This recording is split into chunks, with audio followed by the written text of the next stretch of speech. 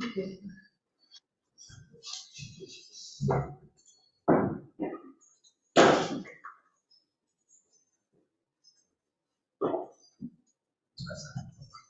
Well, good morning. Well, sorry for the delay. I didn't have a very good night sleep. It was not because I was in toilet. It was because I didn't sleep very well, so we're a little bit late. Yeah, well, okay. Well, I am Margarita Mediavilla from the University of Valladolid and the GIGS group. And I'm going to present the environmental module. I am the coordinator of the environmental module.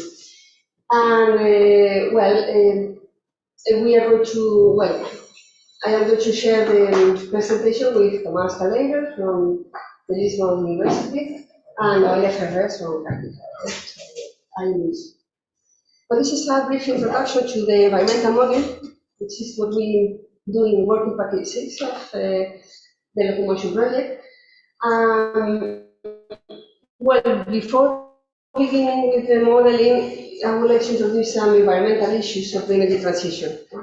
Some of the, maybe the most important issues of this energy transition. Now, I want to bring up some issues that are normally not addressed very well. And then also I will start with the land use interactions and the competition between land uses.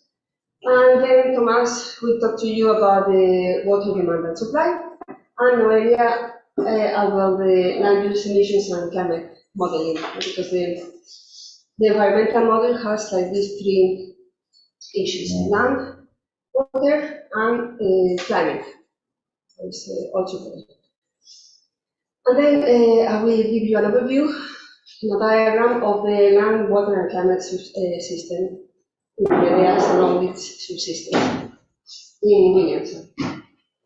Okay, but before starting with the model, let's take a look at the energy transition. Well, maybe some of you already know these issues, but I want to bring them up here into the floor. Well, the energy transition could be described as the change of the energy matrix of the human civilizations, which is now based on things that can be exhausted, such as uranium, gas natural, coal, natural gas, coal, oil, into renewable energies. But well, this transition has several problems. One of them is the type of energy that we use, for example, because all of these things can be used for electricity and heat and are used normally. But liquid fuels, for example, are quite difficult to obtain from other sources than oil, and most of them today are obtained from them. We can obtain them also from natural gas and coal with the coal to liquids and gas to liquids process, although we use some energy in the process. We can obtain them from crops and biomass via ethanol and vegetal oils, biofuels. Okay, but well, but these conversions of liquid fuels, other types of energy, besides oil into liquid fuels, have several problems. And for example, one is the density of the energy density of the fuels. Here I have the energy per unit of volume and the energy per unit of mass of different ways to store energy. Here we have today's gasolines and diesel. So you see that the amount of energy per unit of volume and per unit of mass is quite large, is the biggest. Then we have the ethanol and other biofuels. They have a quite similar amount of energy per unit of mass and per unit of volume. It's a little bit lower, but this is still the same order of magnitude, more or less. The biomass from wood is here. It's not a liquid fuel, but I added it because it's also another way to store energy in a fuel. And then we have hydrogen in different sources and batteries here. So, well, the jump from here to here is already large, but from here to here is quite large. It's a huge jump. For example, the Tesla battery, the latest Tesla battery that I found, I calculated that it is 76 less energy per kilogram than gasoline. So the jump, the technological jump from here to here is huge. So this means that the biological fuels are the most interesting among the ways to store energy. The ways to store energy that are technically quite interesting. And here is the square meters of land that we need to obtain a watt of energy from different sources. So the previous one was storing energy, and this is about getting energy from the land. Oh, well, we also find that fossil fuels directly, they have a very low need of land. Because fossil fuels, they are mined or they are obtained from oil fields, which really require a low space. Solar needs more, hydro even more, wind requires more, although, well, wind can be shared with other uses of the land, such as agriculture, so well, this is not so important. And biomass, these liquid fuels obtained from, or liquid or solid fuels obtained from plants and vegetables are the ones that require more land.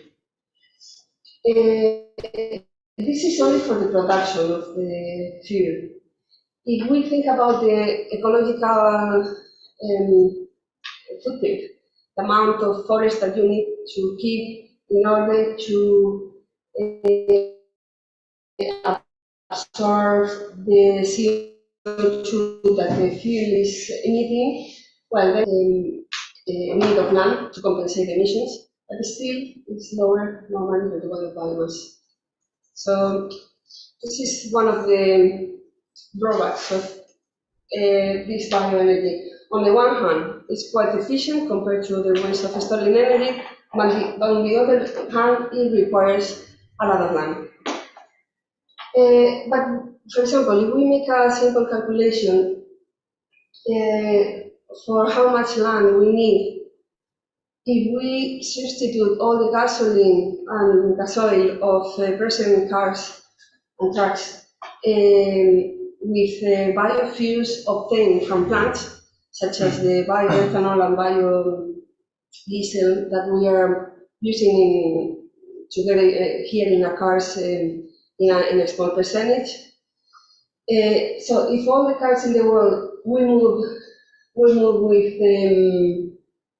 with biofuels, we will need 3,000 million hectares of land dedicated to biofuels. And the arable land in the world is almost half of that. So this has been calculated in the paper we had published some years ago about the ecological limits of biofuels. This is calculated with the density of energy, the land occupancy that we calculated in this paper, that is based on real data of the ethanol production in the world in that year, and the land occupied in the world in that year for ethanol. So it's a top-down approach because we take the global data, not just the data obtained in an experiment of bioethanol cultivation. No? So it's the whole data. And this was calculated in 2014 when with the biofuels that were cultivated at that time, that were cultivated basically in Brazil, in Indonesia, and in other tropical countries, which are the most fertile lands of the world. So this is quite optimistic. So biofuels are very good, but they require a lot of space. And it's not just any space, it is fertile land, which is the most valuable land for human beings. Well, you see that it's impossible even to feed present cars with this kind of fuels. So, well, the problem with the land is a problem of the competition between different uses. We have a growing world population, and we have several uses. Here you have the percentage of land that is approximately dedicated to different uses, such as cropland, forests, meadows and pastures, and other uses such as cities and so on. And well, you see that the land is quite occupied already with different uses. So the land use problem is a problem of how to share this limited land into things that we as humans need, such as land for food, land for fuel, land for electricity, directly obtained from renewable sources, for example, land for urban areas, and also hopefully living land for other species, because we are not alone, no, in the world. So, well, this is the tough problem that we are addressing in working practices. And this is the problem of the land uses, this problem with water and emissions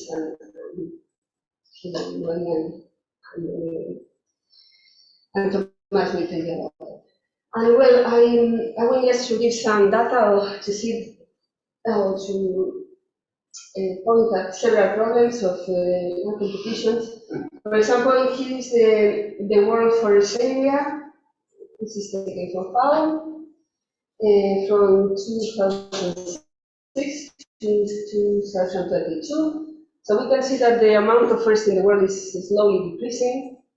It does not seem to be very much, but on the other hand, there is one thing that the scientists are saying now, and it's that the amount of forest may not decrease too much, but the quality of forest is decreasing.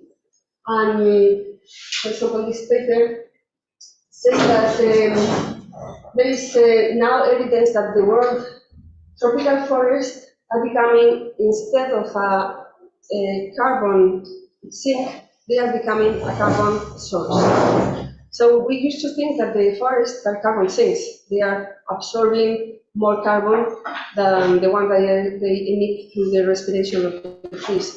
But now this is not true in some of the tropical forests, or some scientists say that it is not true, that it is changing because of the degradation of the forest. The forests are burnt, the forests are logged, and although the area of the forest might be the same, the forest is degraded and is not able to absorb more carbon than the one that is emitted. So there is a danger that the forest is no longer being a sink of carbon. And also we have the growth of the built-up land, which has been continuous in all the countries. Well, this amount of land, the built-up land is quite small, it's a lot smaller than the area of forest, but it has quite a big impact because cities are normally built in the most fertile lands. They were built first in the most fertile lands, and then when they expand, they occupy quite valuable lands in the valleys of the rivers many times. And well, there is also a lot of social conflict with the occupancy of land related to the occupancy of these valuable lands besides the rivers. For example, I don't know if you know the activist, ecological activist Becca Cáceres. She was killed some years ago, and she was opposing to a hydropower, big hydropower in Honduras. So, well, of course, there is a lot of people that says that it is related to her opposition to the hydropower. So this means that the social conflicts cannot be avoided when you are talking about land, because people live in the land, people have food from the land, and these things have to be taken into account. And well, we also have the competition with food. This is from an NGO called Grain that talks about the food sovereignty. So people worried about the food supply of the poorest people. And well, they are saying, or they are warning that the amount of arable land per capita has decreased from 0.41 to 0.21 hectares per capita since the 60s. So there's also a demand for land for food that has to be met, and it's becoming more difficult. And there's one thing that we cannot forget, and is that present agriculture in most of the countries of the world is based on industrial inputs that come from industry. You know, the modern agriculture that we start adopting in the 60s is highly dependent on machinery, which is run with gasoil, on fertilizers that are made with natural gas mainly, and pesticides that are synthesized with oil. And phosphorus, of course, that is getting from the mines. So all this agriculture is very dependent on the industrial inputs, on the fossil fuel inputs that when we are studying in this project. So it is a challenge to keep on producing food when we arrive to the peaks of different substances or different fossil fuels such as oil, gas, phosphorus, and well, the problem of land competition is also related to renewables, because while renewables are very needed, are very important, and we have to go for them, but they compete with land and also with landscape. And for example, in the region where we live in Castilla, there is now also social problems with the people that live in the countryside because of the introduction of wind turbines and also solar panels. Well, because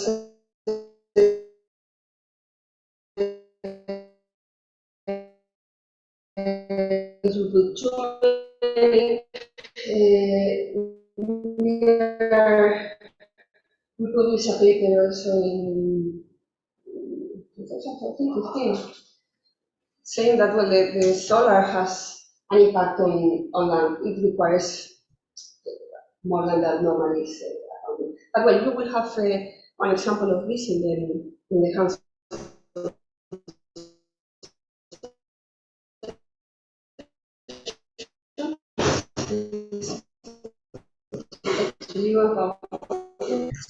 Hello, my name is Mário Menezes. I'm from University of Lisbon, and here I will try to explain what we did in the water model.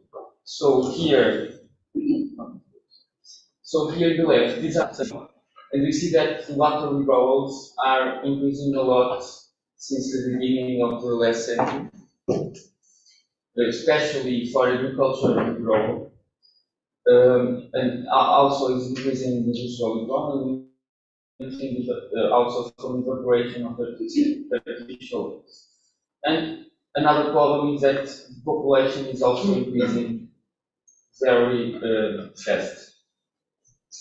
And here in the right, we have the same graphics, but divided by the same regions. We see that for example, the European Union has more water withdrawals for industry than for the other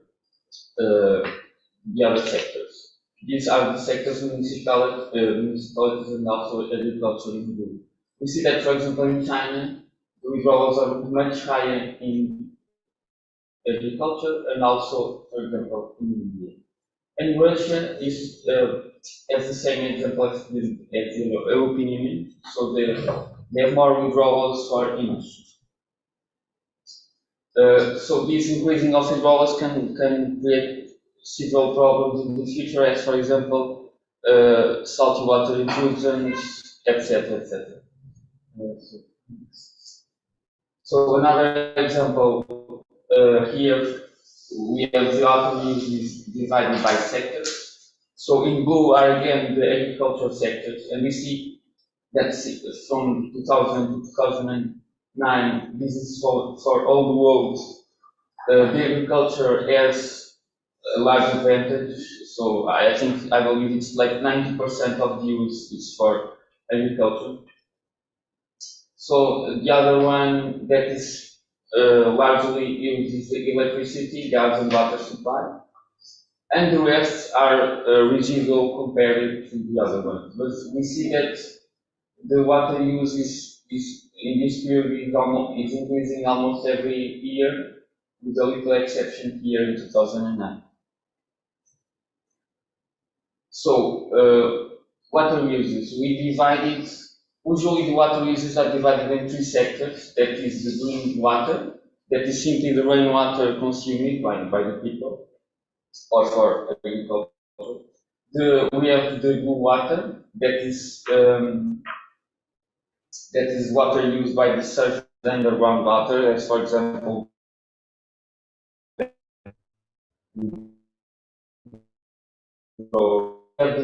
gray water. In these articles here, the definition is fresh water required to simulate the load of pollutants based on existing ambient quality standards. But another example here is in a more beautiful way. We have green water, it's rainwater usage, blue water, irrigation water usage, and the gray water, another example, is fresh water usage to do with pollution. But there are several definitions. Some of them it's used, all the water used except from the toilets. So you have a lot of definitions, but the main definition is this one. So it's fresh water used to do with pollution. So now here is the same graph as before for between 2000 and 2009 for all the world, and is divided water used by the type of water, and we can see that the mostly used is the green water. It's largely more higher used than the other ones, so the blue water and the gray water. And we see again that is increasing in the last in this period, except in 2009 as a steady. Well, as not increasing so much.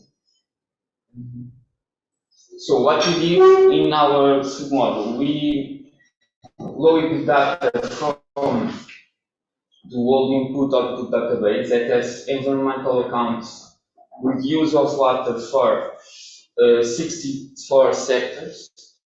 These sectors, as for example, these only 6 sectors, and we have, for example, agriculture, hunting, forestry, and fishing. We have mining and quarrying. We have textiles. We have food and products. So a lot of sectors, as industry, as energy, for example, it has a lot of information. And this data is for 63 countries in all the world, and we computed for the 8 locomotion regions plus the 27 European countries. So we had 35 in total. So here it's one example of the water energy nexus. Sorry? What about water energy nexus? energy uses water, but energy also can produce water. Yeah, we have the dam values for each country, but we didn't link with the energy values because we don't have the data, sufficient data to link the dam values with the amount of energy that is with the amount of water that is used for energy. So if you use only the dam, we could have a lot of errors in that amount. But I think for some countries it's possible to have that data information. So I think you understand, okay? Here the example of the water volumes and output that we have. So we compute water intensities, that is cubic meters by kilos. So this is an example of we use the water values volumes and divided by the output.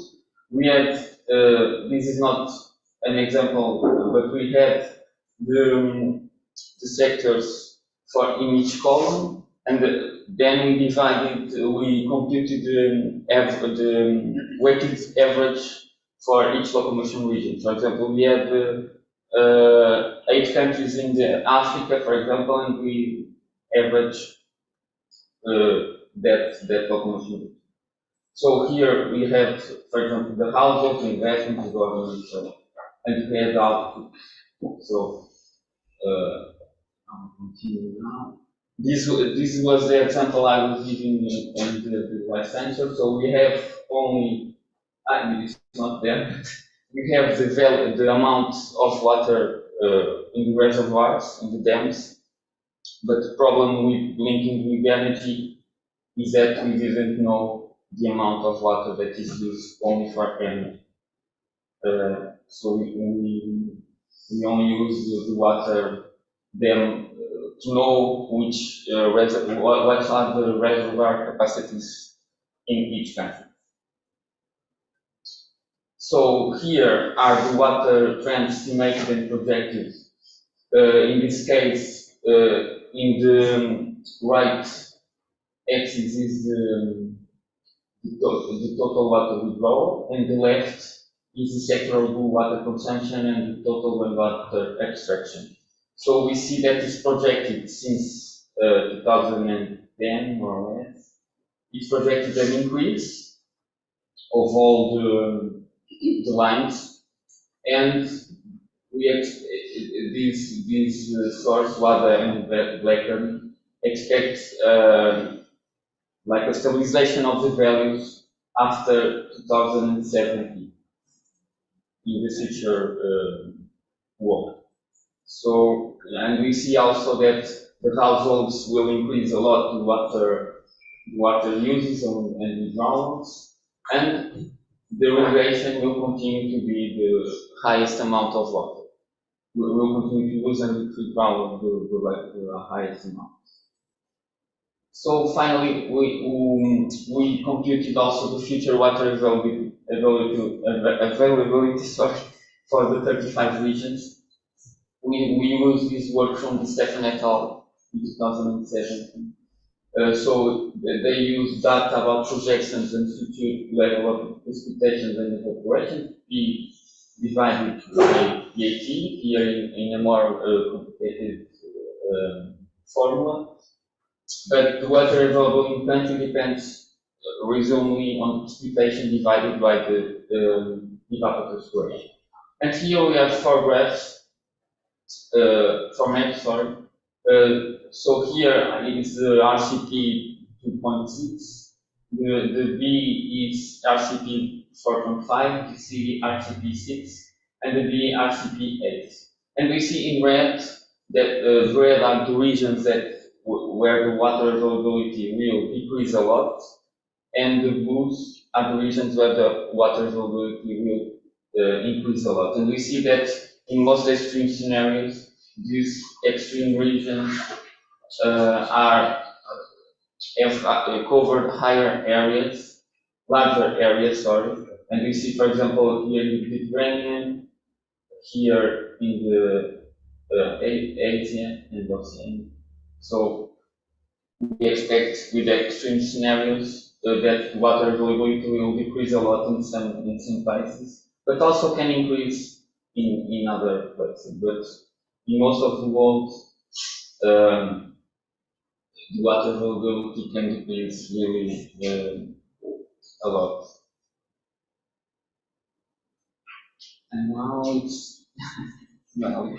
I don't know if I correctly understand the question of Nevin about the nexus between energy and water. So you asked about the consumption of energy in the water sector. So energy to produce water, do you mean that? There are two important linkages between water and energy sector. One is the consumption of water for the energy sector. Which is huge, but this water is not necessarily destroyed, it can be reutilized. So it's a question how you account for that. Because you're cooling thermal power plants, and this water could be again used for other purposes. But it's quite well documented, at least in developed countries. So this data is available, but as I said, the problem is accounting. There is also another thing which is very important in some countries which don't have enough renewable water resources, and that's desalination. And in future we'll be seeing much more desalination. We have whole regions, countries, which are completely dependent on desalination. And this is using quite a lot of energy. So I think this linkage might be relevant. I don't say it is. But the water energy nexus is something that is a growing research question. That's why I asked, is it treated in any way? Yes. At the moment, I think we have this kind of disaggregation between the water that are used by the energy system, and then you can reuse for other purposes. Indeed, we don't have this kind of disaggregation. So we have the water system consumed by energy, but we don't know what happens later. We have the demand of water from the energy industry. Yeah, but it's the only one. But we found the same problem that you addressed. But we don't know how to treat it because it's necessary, but then it is used for other uses. Yeah. So do you think that there are sources of data that we can use in all the world in order to avoid this, let's say, double accounting? Because if there are, you know this? No. Now this is difficult. Okay. Yeah. When we calculate water systems, we need to calculate it for the energy purposes, for hydro energy systems. Then we think in the following way. You need to reserve the water for some period of time in order to spend it, to let it to the hydro dam later. Mm-hmm. Also, you need to have a flow of water that will be enough to cool your power plant. You also need the flow of water to be sufficient for human use, for irrigation. So the problem of water is often not the quantities used, but the time in which you are using it. But of course, again, I'm coming from the 1 hour perspective, and you have 1 year perspective, so it's. No,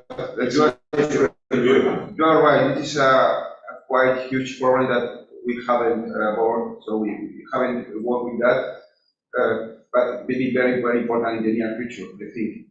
But at the moment we are doing really double accounting, as far as I see. Well, as far as the more important use of water is agriculture, it's not quite relevant the others, but we should do that in account. In the other sense, the energy that we need for this water treatment, in the case of desalination plants and so on, we can take into account in the energy density by sector, because there is a economic sector, it's the 44, I was checking, about water treatment and so on. So there is also an energy intensity for this sector, but the point is that we have mainly modeled with the historical data from 2015, the past. So probably there are no real data with the consumption for the desalination plants.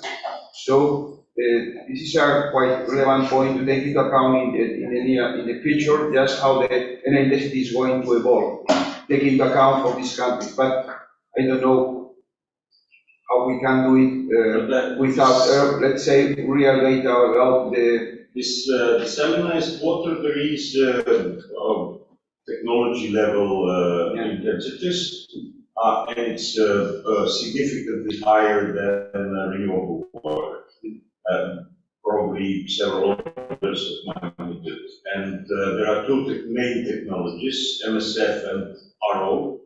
And RO is reverse osmosis is 3 times more efficient than multi-stage flush or something like that. So these numbers can be used as very crude. The question is how important is desalinized water? Yeah. Currently, it's very important in some countries. I know for countries where nearly 100% of water is desalinized, like Ecuador, where I did energy planning, so it was big, and it's a significant demand on electricity because it spends maybe 1/5 of electricity. Gulf countries also, but if you look at the regional level, it's tiny. But in 2050 or 2100, it will probably be quite significant. So, the regional disaggregation of locomotion doesn't help us because we have, in the rest of the world, we have very dry countries and very tropical countries all together, and the data comes all together. maybe if we connect it with the climate zones. Yes, but the economic data comes from, not. Yes, I think it's a problem that we only can do in a next version of William. I'm afraid it's not able to. okay, it was just a question. But this is a very good point, yes. Yeah. It's a very good point, thank Very you. important. Yeah, very important. So, Noel? I have maybe one more question. This is not my field, so I'm an amateur here, but it looks like a space problem in agriculture could be solved with vertical agriculture. Lab meat is something that is pushed as possible technology for resolving the meat consumption.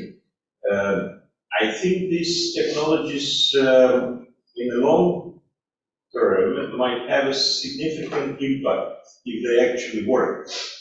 I'm not sure that they are not yet commercial, but they look like being developed.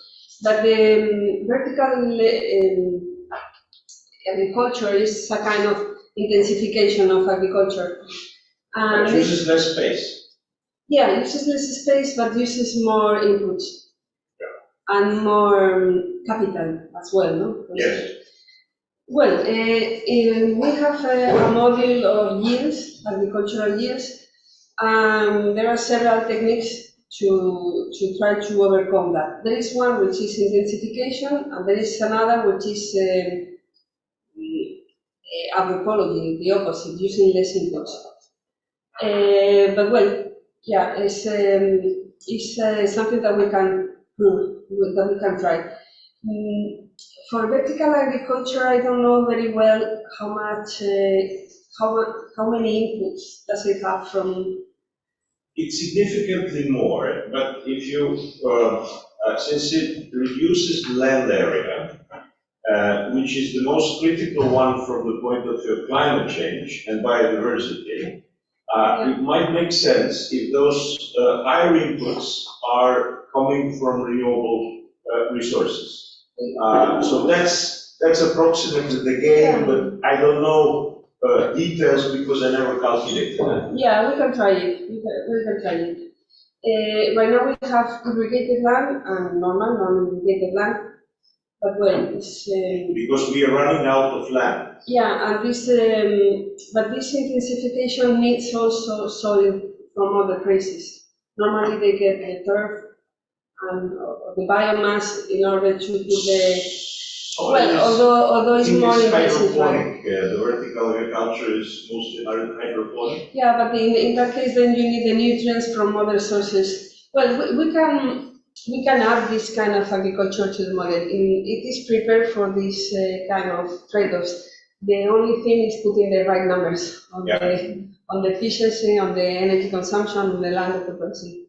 But well, I think there was another question there. No, I was just going to say that there is a much easy way to decrease the land use, that is just vertical reduction of meat consumption and avoid a lot of non-necessary animal farming. Yes, but this is culturally hard to implement. well, that policy is also in the model, so don't worry, we'll have the time to test it.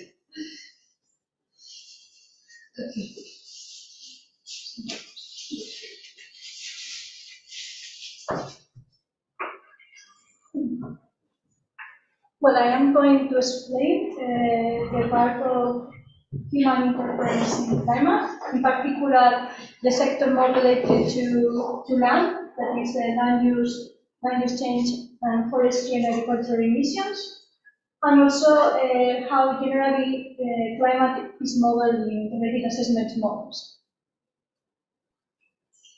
Well, you know that human interference is in different processes of the Earth.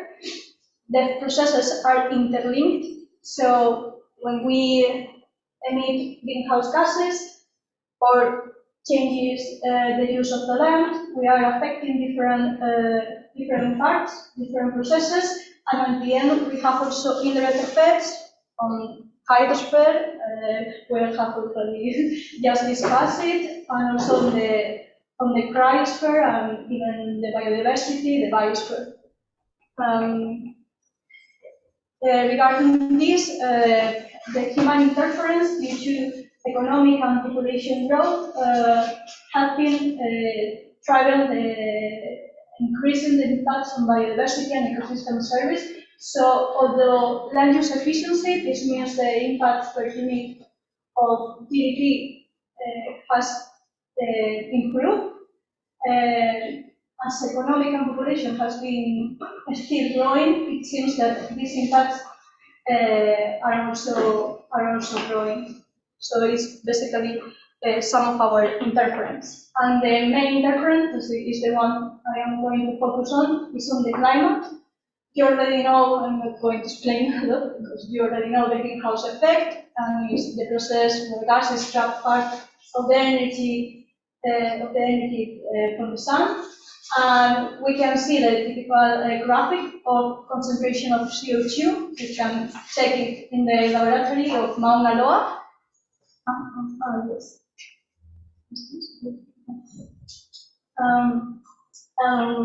It's always increasing. You can see the difference with respect to the last year, and also the global mean temperature that it oscillates more. You can see also that with respect to the industrial values, it's clearly increasing. The greenhouse gases has been increasing from the last year. They keep on increasing. The main greenhouse gas is the CO2, the carbon dioxide that comes from fossil fuel industry, the blue color. But we also have another greenhouse gases. The main one, apart from CO2, are nitrous oxide and methane. And also it plays an important part, the sector that I'm going to explain later, that is the land use change and forestry sector, that is the yellow color. So taking into account this, land plays an important role in the climate, mainly regarding these three assets. the carbon cycle, the methane and nitrous-oxide cycles that are included in the different land activities from agriculture, fertilizers, deforestation, fires, and also in the case of methane, for example, from ruminants. These are some of the effects. And in particular, one of the main processes that are needed to link land and climate is the carbon cycle. The carbon cycle represents how carbon travels around the different reservoirs of the Earth. In particular, so we have two reservoirs that are sinks in which the carbon is stored from rocks, the ocean, which store a lot of carbon, atmosphere, and also living organisms in the vegetation. And it is also, there are also sources, because the carbon is traveling. And some typical sources you already know, that is volcanoes, fires, and also fossil fuel, of course, and also the land use activities, the sector that I'm talking about. Also, there is one effect in the climate due to change in land use, that is the effect on the albedo process. The albedo is the way the surface, the capability of surface to reflect the sun energy. And as the ice is melting, the Earth is less reflected. So we also have another impact from another type of land use change. It's not typical from agriculture and the others. But not only land changes affect the climate, as also explained by Marga and also linked with water, affect, as land provides a lot of functionality, a lot of ecosystem service. If we don't plan the use of land in a sustainable way, it can result on different threats from biodiversity loss and even a threatening of food security, as Marga has explained. So all is not climate, just to have into account this. So at the end, it's very important in this sector, in the land use and land use change and forestry sector, to define well suitable land-based mitigation options. And in principle, ideally, that they are also sustainable, because it's not all climate, or it's not just the problem of climate, it's the one that we have. So at the end, what we do in the social part that is linked with the land and climate systems is to define land-based mitigation options that could go from the supply side, change of management in the livestock, in agricultural practices, because it affects the management of carbon that is stored in the forestry, also how we allocate the renewable energy, because it has also effects, as Marga has explained, and also from the man side, as you have already named it, dietary change, energy consumption, use of good products. So there are a lot of mitigation options that could be applied. This affects the way we regulate land. The way we regulate land, at the end, it changes the way land is allocated, which affects in the emissions, because a big part of the land emissions are due to land use changes.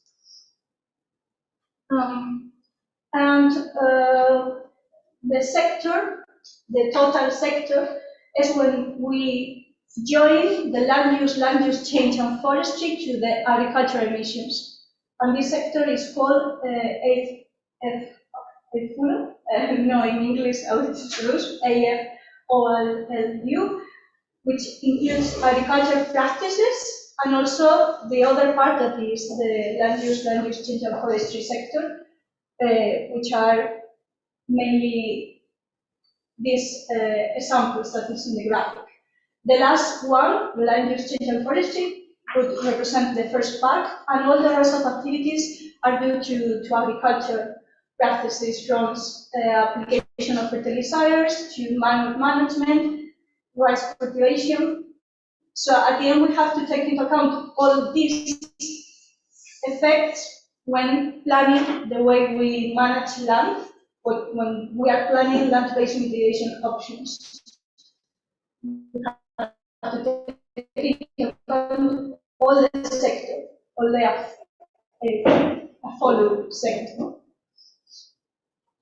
And regarding of a percentage of emissions, comparing with the other big sectors that we know maybe better, or at least we know more in literature the mitigation options and even the emissions they include. We have a percentage that, I don't know, there are 5 options.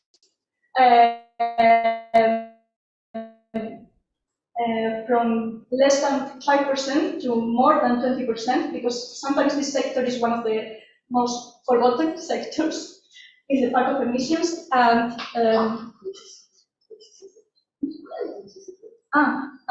the truth is that it's more than 20%. So these are big 5 sectors, and is a 24% of total emissions of greenhouse gases. So it's very important also to apply mitigation options in this sector. And even it's a little problematic because sometimes it's very hard to quantify the emissions of this sector, as comparing with the other sector, we have more economic data and more way of detailing how it evolves. And the right part is from the last IPCC 6 assessment report. Sometimes this percentage changes.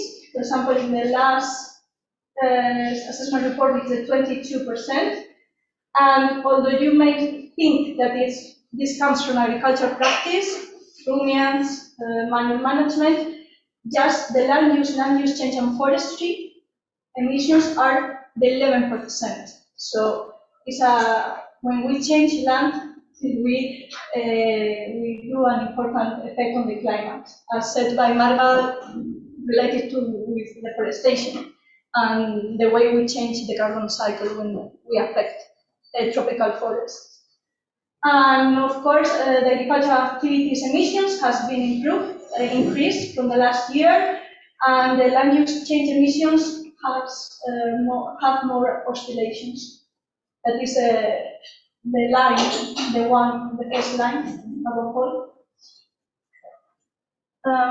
Now I'm going to explain just briefly how climate is modeled usually in integrated assessment model.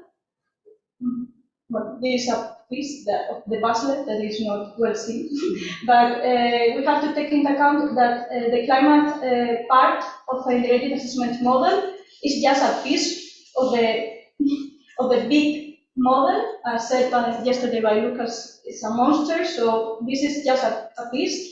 So we have to take into account the objectives and the detail we can represent in this part. At the end, what we are trying to do is to at least encapsulate all these processes that are included in the climate models, in the processes of the Earth.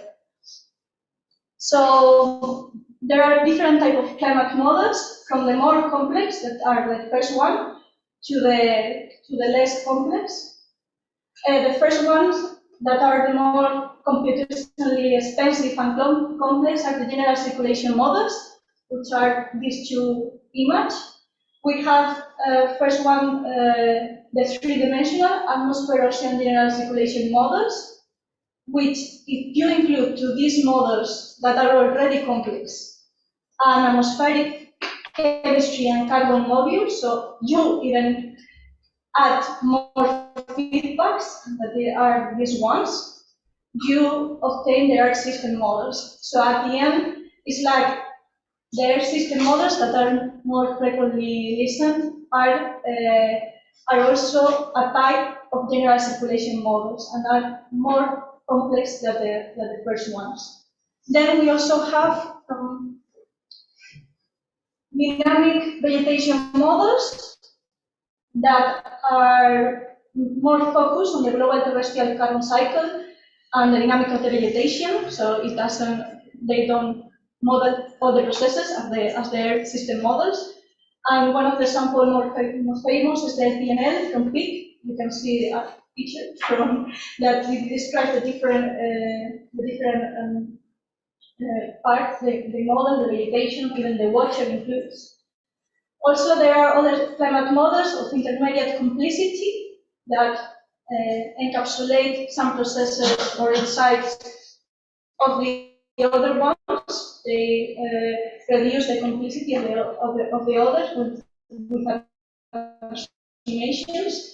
And the final ones that are the most important for us are the simple climate models. They do is to encapsulate the insights of the complex, but they are computationally faster and easier to understand. One of the more famous examples are Magic, Fair, Hector, that is coupled, I think, with GCAM. And for example, this is a scheme from Magic. What the model do is to transform emissions into concentrations, then the concentrations of greenhouse gases into the radiative forcing. The radiative forcing is like a way to measure the power to warm the planet.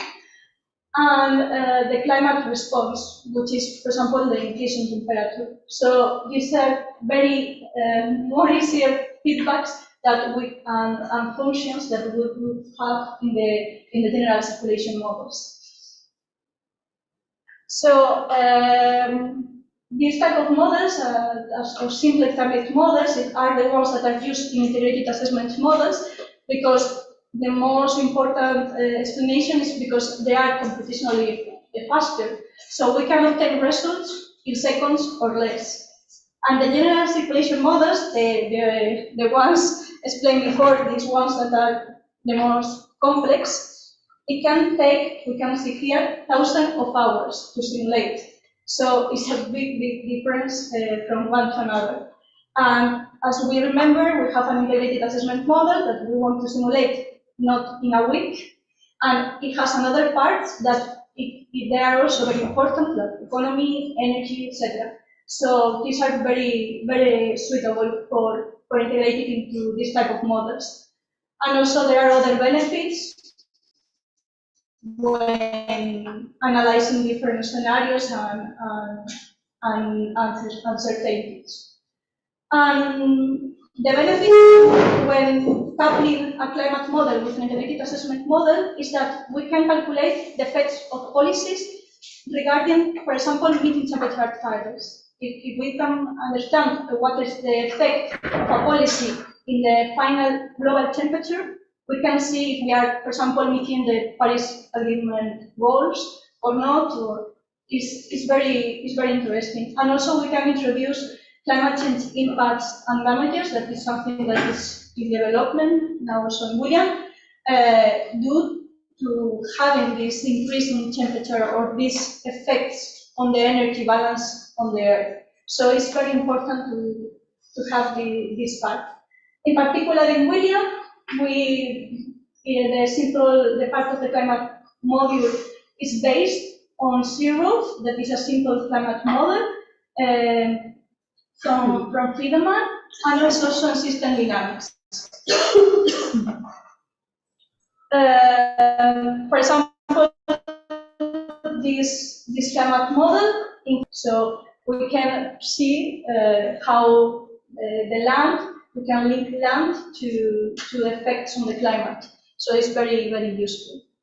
And also, it's true that system dynamics play an important role when modeling the climate, because climate has a lot of non-linear problems. So it helps us a lot to represent these processes. For example, we can represent delays. When you, for example, afforest an area, the carbon uptake is not immediately, or especially the carbon uptake by the soil. So it's possible to define these dynamics, to represent these dynamics. And also regarding feedbacks, because in the climate, as long as in other systems, there are permanently feedbacks. For example, regarding the permafrost law, that, as you know, is permanently ice part. It's a permanently frozen ground that if it is expected to be melt and release a lot of emissions from carbon dioxide and methane into the atmosphere. These emissions are going to increase the temperature more, so it's going to be melt faster, the permafrost, so you know it's a feedback loop that increases and is an expected problem in the future. Also, we can integrate feedbacks in the carbon cycle. The carbon cycle, when the temperature is increased, it also affects the way the carbon is uptaken by the ocean and the biomass. On one hand, if we increase the carbon dioxide concentration in the atmosphere, this is a chemistry process. The flux of carbon to the ocean and biomass increases. Okay, but the problem is that the capacity of these reservoirs also are affected. So at the long term, it can be a negative impact, and maybe we have some limits when uptaking carbon. And this negative effect has to be also included. So the increase of temperature changes the way of carbon, and carbon is uptaken by ocean and biomass. If it is less uptaken, then the temperature increases faster. So again, other feedback. And this leads to some important part, that is tipping points, the point of no return. The different tipping points are going to be explained later by Thomas, but just to resume, for example, the permafrost is a well-defined tipping point, and is the critical point in which we found in an irreversible state, in a new state that is irreversible, and the processes escape beyond our control. For example, if we arrive to some tipping point in the climate, although we stop emitting gases, it is not going to affect, because all the climate and natural processes are going to feed the self with feedback loops, and climate change will increase without our forces, external forces. For example, this is from the permafrost, will go slowly over many years, but once it does, you cannot refreeze it, so it's another irreversible state. And now I will leave the floor to Thomas.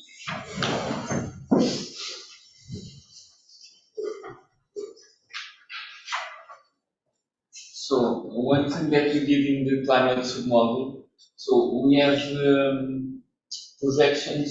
The model projects temperatures for the future. So, but using the climate zones that I believe you already know, the climate zones in the locomotion regions, we computed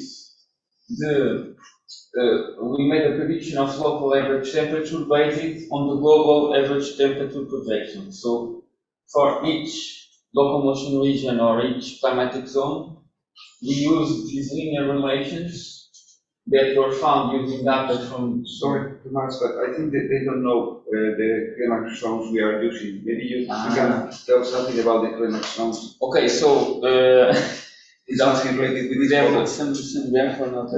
But okay, In a very simple way. Yeah, so the climate zones are, for example, we know that the globe has, for example, the polar climate zones in the north, in the extreme north and the south, then have the temperate zone, and then has the hot climate zone. So, very briefly, in the locomotion, we divided in the main climatic zones. So, for example, in the extreme north, we have the climatic zone that is snow or polar. Then we have the snow climate region. We have the winter snow, that's when has snow only in the winter, also, for example, in the north of Europe, or then we have the temperate region that is, for example, most of Central Europe and UK. Then we have the warm regions that are the Mediterranean regions. For example, again in Europe, we have here in Croatia, Portugal, Spain, Italy. Then we have the hot regions that are the equatorial regions but with very high precipitation levels. And then we have the arid climatic zone that covers the desert. So, okay, and these climatic regions are here. So we have the tropical, the warm, the cold arid. It's the cold arid are the deserts but are not so hot. We have the polar regions, the snow and winter snow, for example. So, for each of these regions, we know that with the climate change, the temperature will increase more in the polar regions, for example. So, to correct that and not have the same temperature for all the globe, we made these linear relations using data from 12 global circulation models. And for each, and for 3 scenarios. The slope obtained for each of the 9 locomotion regions, we use that to project the future temperature. So, for example, here in China, that is all of these climates, we see that the slope, the temperature increases, the slopes are different. For example, here we can see better. We see that the warm, the hot will increase more than the tropical, for example, here. And we see that the slope here in UK, no, in this example it's only this, so sorry. But okay, the slopes will be higher in the polar and the cold regions. So. But I will show this, the graphs we had in the next presentation. And now the tipping points. First, Stefan et al. Made a study looking for the global boundaries of the climate system, the Earth system. Sorry, not only the climate. They studied the boundaries that planetary boundaries, yes, the planetary boundaries of planet Earth, and he made these 3 or 4 classifications. So the red ones are those that are beyond the zone of uncertainty, that has higher risk of no return, and we don't know what's going to happen in the future. And those ones are the biochemical flows with phosphorus and nitrogen, and the biosphere integrity, especially the genetic diversity. With the extinctions, etc., we are losing a lot of genetic diversity. Then we have the yellow ones in zone of uncertainty, but increasing risk, and climate change is already on that level. We also have a lot of changes in the land system and in the land system of the world, and we also have the green ones that are below boundary. They are safe for now, and those ones are only the stratospheric ozone depletion that is now stabilized, and also the ocean acidification. But we know that if you continue to increase the temperature of the ocean, this could rapidly go to other level of this classification. And we don't know other important matters like the functional diversity of the biosphere, or the novel intensities, or the atmospheric aerosol loading. That's a lot of uncertainty with the aerosol, because some of aerosols can decrease the temperature, and the others can increase the temperature. So there's a lot of uncertainty here. And now, about tipping points, Stefan et al. In 2018 made these classifications of the main climate and climate tipping points, because they depend a lot of the temperature, of the future temperature. And we see that these tipping elements, the elements are at risk. So with an increase of 1 to 3 degrees are the yellow ones. The Greenland ice sheet, the Arctic summer sea ice, or the alpine glaciers can be loosed. So, and those ones can create like a cascade of other tipping points. For example, if you lose the thermal line circulation with an expected increase of 3 to 5 degrees, that can impact a lot the Amazon rainforests and the El Niño southern oscillation. So this, that if one tipping point is activated, then it can be a several cascade of this, not all of these tipping points, but several tipping points. Then another one important is the Sahel, or the Indian summer monsoon. The coral reefs are also a tipping point, but only for 1 to 3 degrees.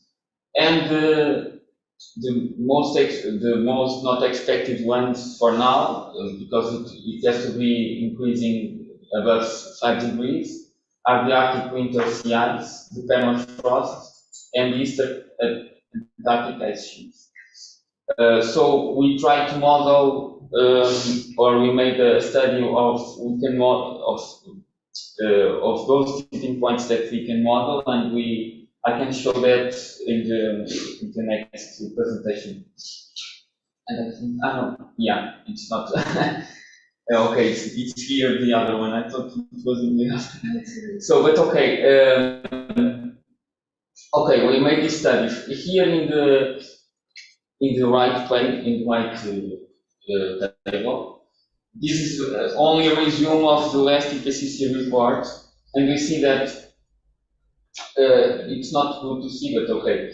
So they made a projected 21st century until the end, what if is likely or not to happen of those tipping points. And we see that I made here the green, these green images. Which ones are most likely? So here we have the Arctic summer sea ice, and we have also the Antarctic sea ice loss. Antarctic sea ice, some of that loss. But the problem is that it's very difficult to model this in our model. So we gave up on model this, and then we have I know I forgot to say, but okay, the AMOC, okay, the AMOC that is represented here, that is a current that depends a lot on the Gulf Stream, but it is highly expected to decrease. And when it decreases, it shows here. So today, the Gulf Stream is a part of the both horizontal, so tropical, drier, and the vertical Atlantic meridional overturning circulation. AMOC is the acronym for that. And we see that this warm surface current is driven by the winds and starts sinking when it gets cold, and transports warm air, water, and heat. Is transferred from the tropics to northern latitudes, and that's why here in Europe, in the same latitude as in North America, we have a much warmer climate than on the other side. So, what is expected in a warmer world? It's that water is fresh water is getting. It has higher amount of. We will have higher amounts of fresh water and very cold water coming from the poles because of the melting of the ice. So it will sink it will cut this, not cut totally, but will cut the circulation. And we expected that those could have some changes, some changes can be some changes in climate in the Earth. But then I will show that later, I think, because now I don't know. It's clear, sorry. I thought it would be easier to explain this in exercise. Yeah. Yeah. Okay. I will explain later the impacts in the exercises in the next one. So on the exits. Okay. Yeah. Sorry.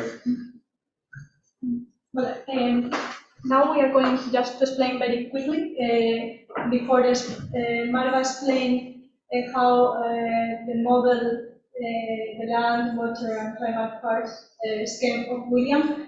Just explain very briefly how land use is modeled in other models and integrated assessment models, and just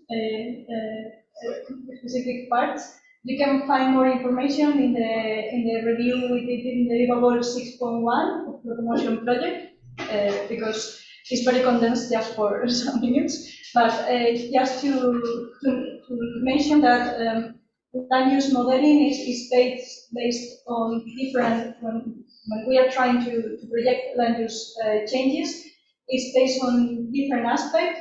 First of all, on the continuation of historical trends. Also, in the suitability of land, this is going to be more explained by Marva after. Suitability of land means economic benefit, the physical aspect, for example, near a water reservoir, near a river. So, how the area is suitable, how much is suitable for specific activities. They also influence the interaction of the neighborhood in some models, and also the actor interaction, and also explicitly model in some other land use models, more complex. This actor interaction is how the socioeconomic and political drivers drives the land use change, and also how land actor interacts, for example, farmers and policymakers. And there are also different types of classification of land use models, from statistical analysis to agent-based modeling. Agent-based modeling are the ones that explicitly model the actor interaction, the agent's behavior. There are also economic-based models, more related to the suitability of land aspect. And also, it's very important to know the classification of spatial and non-spatial land use model. If they are explicitly modeled, so you can explicitly know with geographical information systems the area that is changed or is not spatial, and you cannot locate into the area into a map what is the area that is changed. For example, William is not explicitly spatial explicit, but it uses data that are spatial explicit. So it's very important, this type of classification.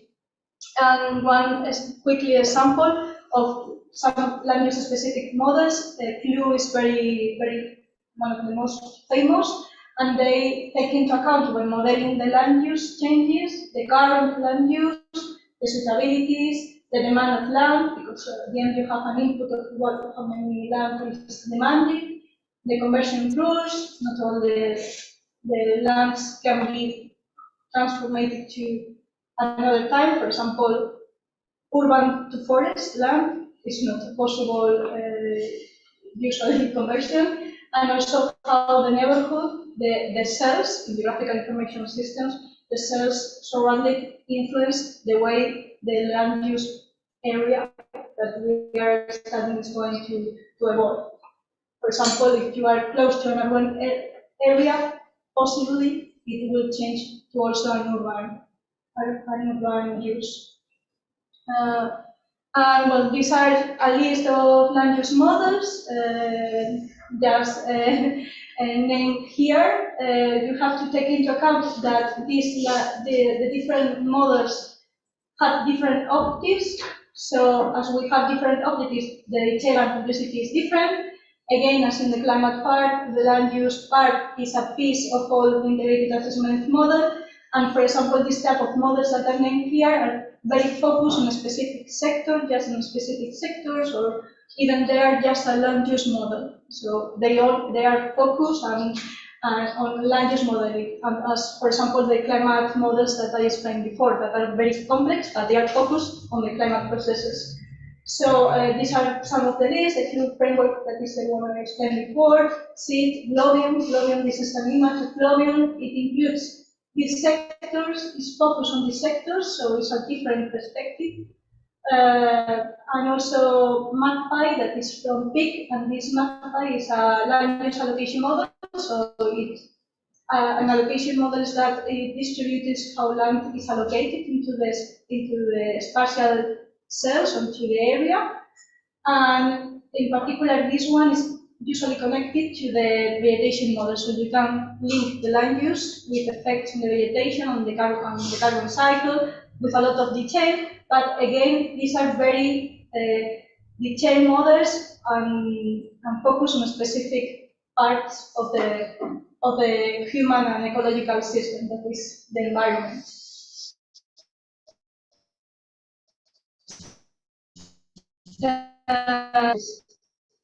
It's very quick, this part. Also, we have different integrated assessment models that have a land use part, as well as William. IMAGE is one of the most famous, but it's very focused on ecological environmental activities and how human activities affect these ecological and environmental processes. This is the IMAGE model. GCAM, you can use allocation in GCAM is based on the suitability, the mechanism of suitability I explained before. So how the change, the land usage change is driven by the most profitability option. So the land use activity that gives more money, more benefits in terms of money. For example, regarding a farmer when an agriculture GM, how it reaps more profits. There is the Felix model. Felix model also includes a lot of sectors as William, and basically what they have is they allocate land use based on the pressure from agriculture to forest land. So forest land has pressures some areas transformed to agriculture area, and also the pressure from the growth of urban and industrial areas that it drives changes on agriculture and forest lands. And this agriculture and forest lands are converted to urban and industrial. So it's very simple because this Felix model, as William, has a lot of, is global and has a lot of modules or parts. Also, there is a possibility that is very interesting to join an integrated assessment model, as is, for example, AIM, General Equilibrium Model, that what it does is that you have a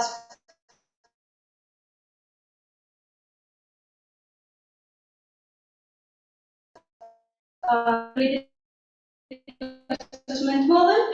This integrated assessment gives to the land use model is the demand of land aggregated, and this land use allocation model distributes the land based on all the rules that are very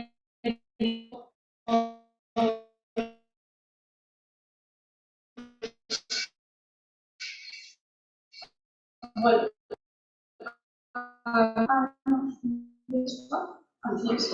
To explain the William environmental model.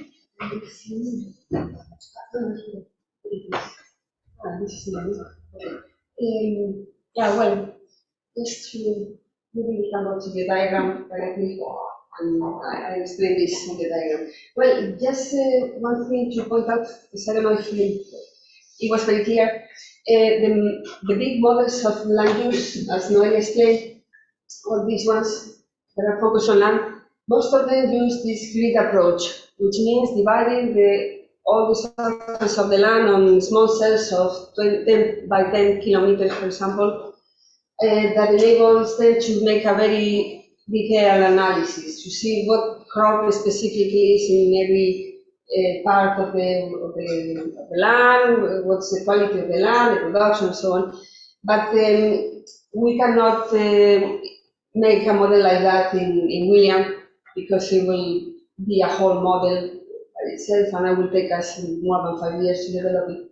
So our option is to make something similar to what they do in other integrated assessment models, to use the information of these big models, which is something that is based on regions. Based on regions and also on climatic or agroecological zones, because we have seen that the locomotion distribution on regions is not very suitable for land uses. That will explain that later. And well, these are the general issues that are done in William in the land model, but I will explain it in the diagram because I think it's better. No? So well, this is a diagram of the whole land, water, and climate model. No? And we have distributed into several submodels. For example, we have the climate model, which takes the emissions from the energy systems, for example, emissions related to fossil fuels and to industry and others, and also the land use changes related emissions, and it calculates the biophysical impacts of climate change. That goes and fits it also into the land model, into society, into economy, into other models, also into the water.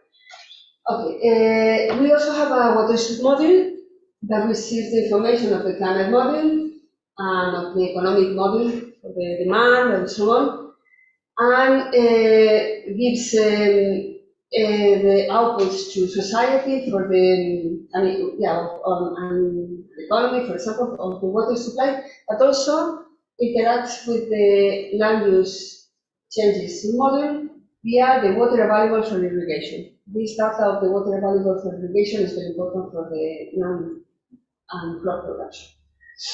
Okay, and then we have the ones more related to land, which is this part that we call land use change model. Here we calculate the changes of uses of land and the production of land products. So here we have the demand. The land products demanded are calculated, and then they are compared to the offer. We calculate the land use changes as well, and also the production of the livestock from the grasslands and other uses of the land. Then we have also the demand of land products, which is calculated in a diet submodel. This is related to population. It gets the amount of population. It also gets the GDP of the regions, and it calculates the demand of food per person, and also the demand of other land products such as wood for industry. Okay. And this demand is communicated to is compared to the production here in this submodel that we call land products distribution, it has different names. Intermodel. This is the comparison between the demand and the offer of land products. Well, this is distributed among regions, because the land products are traded all over the world, and between uses, because it can be allocated to food, to energy, to materials. And if shortage or tensions between offer and demand appear, this is feedback into land use submodel, into society, to economy, and to diets. So, well, these are the main things. Of course, there are more feedbacks and more lines that are not here. It's for simplicity. And we have some policies that are here in PIC For example, we may have policies of land use changes. For example, we may decide to protect or not protect some land uses. We may have policies of trade or uses of land products, of diet, which is not here, but we should, of water uses, of yields and management of the agriculture, efficiency of the agriculture. So there are several policies around here. And we also have into account the demand of land for solar energy and compare it with other land uses and send the feedback of the stress of solar land to the energy model. We are centered on solar land more than on wind power because it's the one that has more land occupation. And well, there is another occupation which is the hydropower. It's another of the ones that has high impact on land. And well, according to this, these are the issues modeled in William. Well, I think very briefly the competition between different land uses. We have, well, here are the land uses. That means the trick. There is a model of agricultural production based on 15 land products, a model of forest, the diet changes, and the food, the land products distribution, regions and regions. And here are some of the policies that we are planning to introduce in the model. But well, maybe apparently? Okay. It's a good question. Are the land uses mutually exclusive, or can you have, for instance, solar panels in urban areas or? Yeah, that's right now solar is exclusive, but we are thinking on this kind of interactions. Well, in the energy model, they are working on the interaction between solar and In other the energy model, I uses. think there is solar PV in roofs and solar PV in land, so it's different kind of No, solar. and also the integration of solar with, I don't know Yeah, if it is wind and also or- with another uses, for example, but in the energy model. And we are thinking on also having solar on some cultivated areas, such as greenhouses and so on. If this is considered, this kind of land is subtracted from the land demanded for solar. So the land demanded for solar is a stock we use for the land that is not used for other uses because of solar, or cannot be used. You know? But if it is used for agriculture, then that will be subtracted because it's not considered as solar land. No? The energy model calculates the potential, but it's not, doesn't go to solar for the competition. Okay, so well, policies that we can do, the big thing that we can do more or less easily. Well, for example, policies of protection of agricultural land from other uses, play with this, and also for forest land, no? The forest policies of protection of forest land can also be applied. We want to address also the dependence of agriculture on chemical inputs. As I told you before, no, this is also a concern, and the model is prepared for this. We just have to find the right numbers. The changes in the efficiency of the use of water, with more infrastructure or less. The soil protection of cropland and grasslands, because this is one thing that we think could be quite important in numbers. Let's see what happens when we do it. But the cropland and grassland could be carbon storages, very interesting carbon storages. For example, the change of the urbanization patterns. Right now we have a certain amount of land needed per person, but this may change if we have more urban development in one way or in another. Well, natural protection of forest land, afforestation policies, the limits to urban expansion, the biofuels or renewable expansion, this can be applied or not. The limits to the destruction of other things like water bodies and all that. The climate change, this is one policy that can be implemented, we are preparing it for it. The restriction of the trade of land products between regions, this is something that could be analyzed with the model because right now land products are traded all over the world, but maybe one region, Russia or China or the US and Canada, which are big producers, they may decide not to trade anymore. So what happens to the global supply of food if this happens?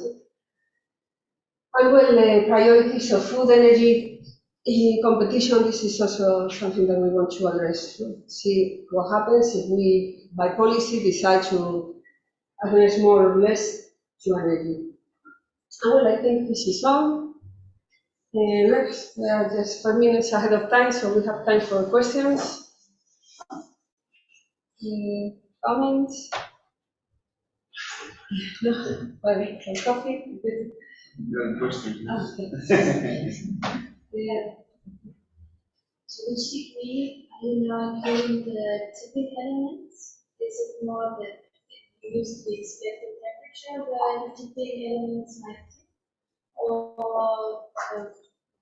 What do you mean by tipping? The tipping point of climate change? yeah.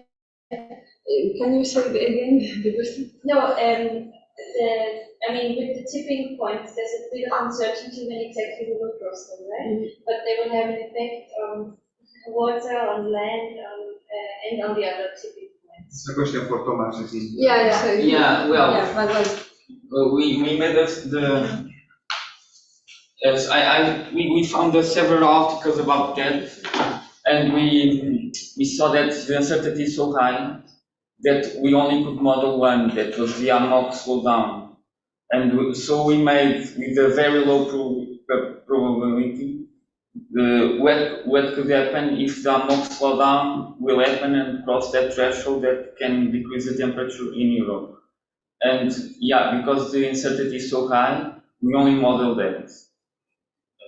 So what we have in the previous model, in the DAS model, is just 5 warnings. Why warnings only? Because it's very difficult to feed back let's say, the probability of these tipping points on economic system, land system, and so on.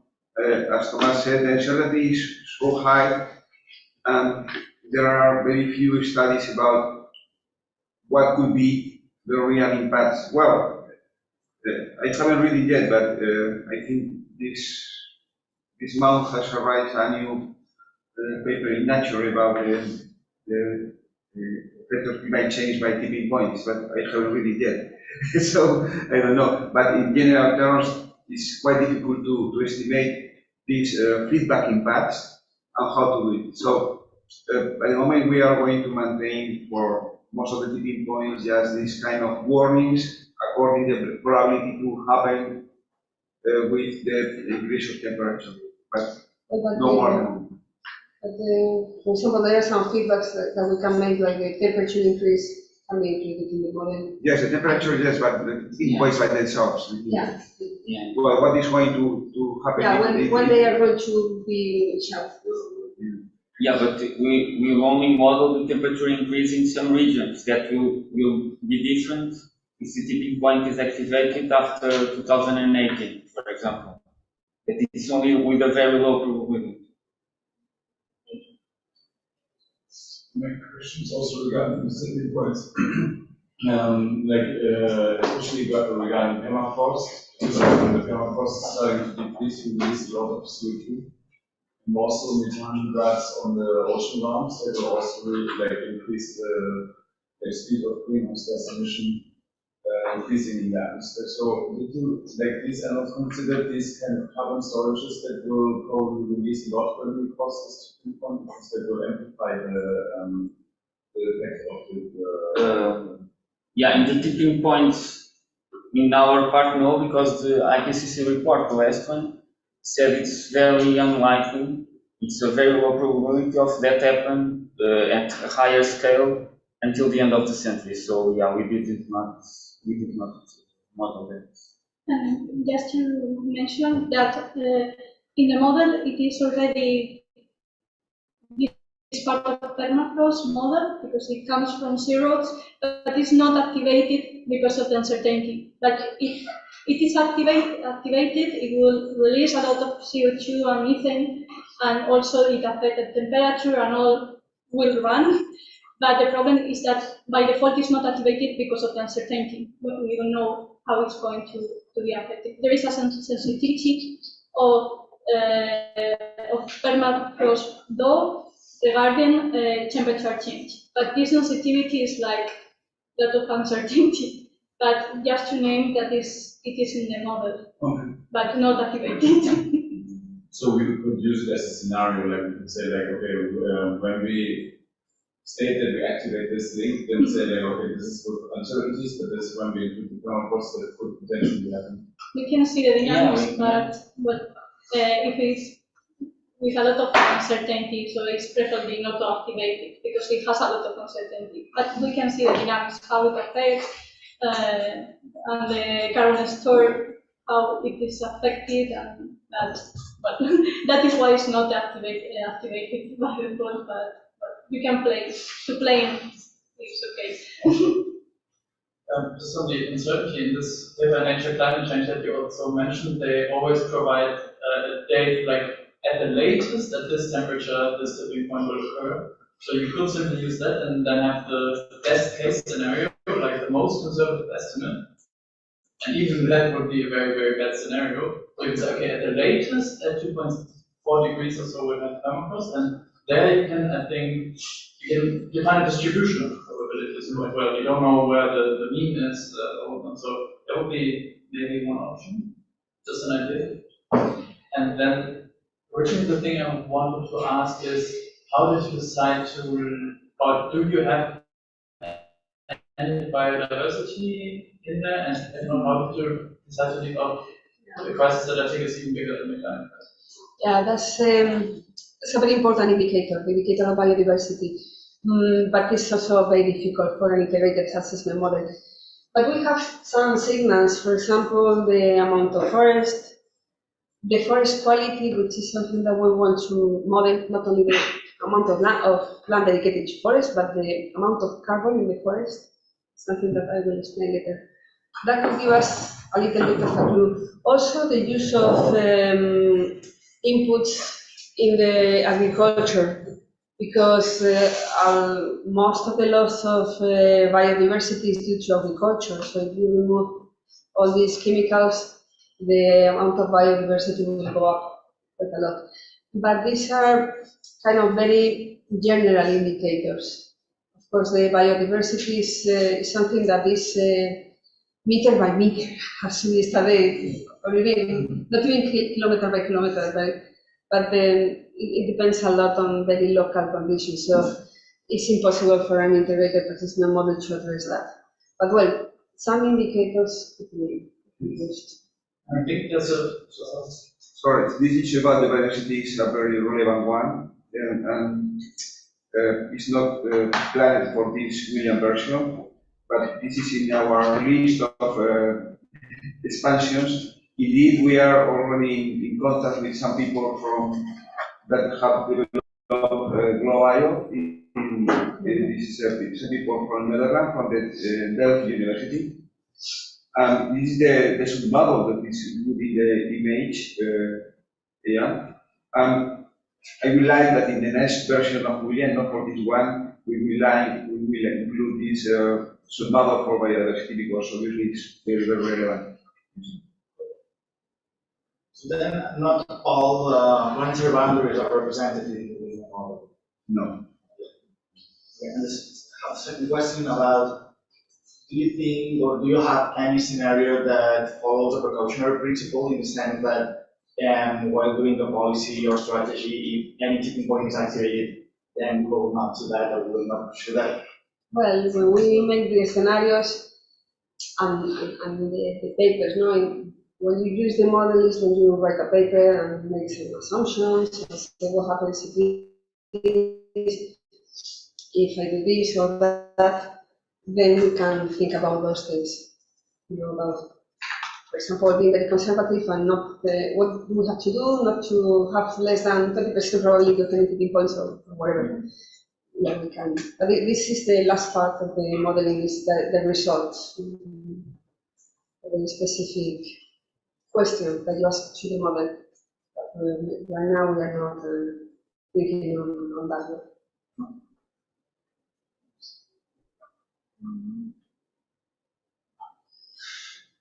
Go ahead. Yeah, maybe it's a bit specific, but do you consider, is land also an asset? So do you consider who owns the land and how the value of the land changes with the impact of, say, climate? Say again, please. Yeah. Do you have land also as an asset class, for instance, in the financial module? Because it would be interesting to see how the value changes with climate impact. No, right now we haven't introduced monetary units into the land, because it's a bit crazy, especially because the input-output tables have related the monetary units to energy and to water, but not to land products or to wood or other things.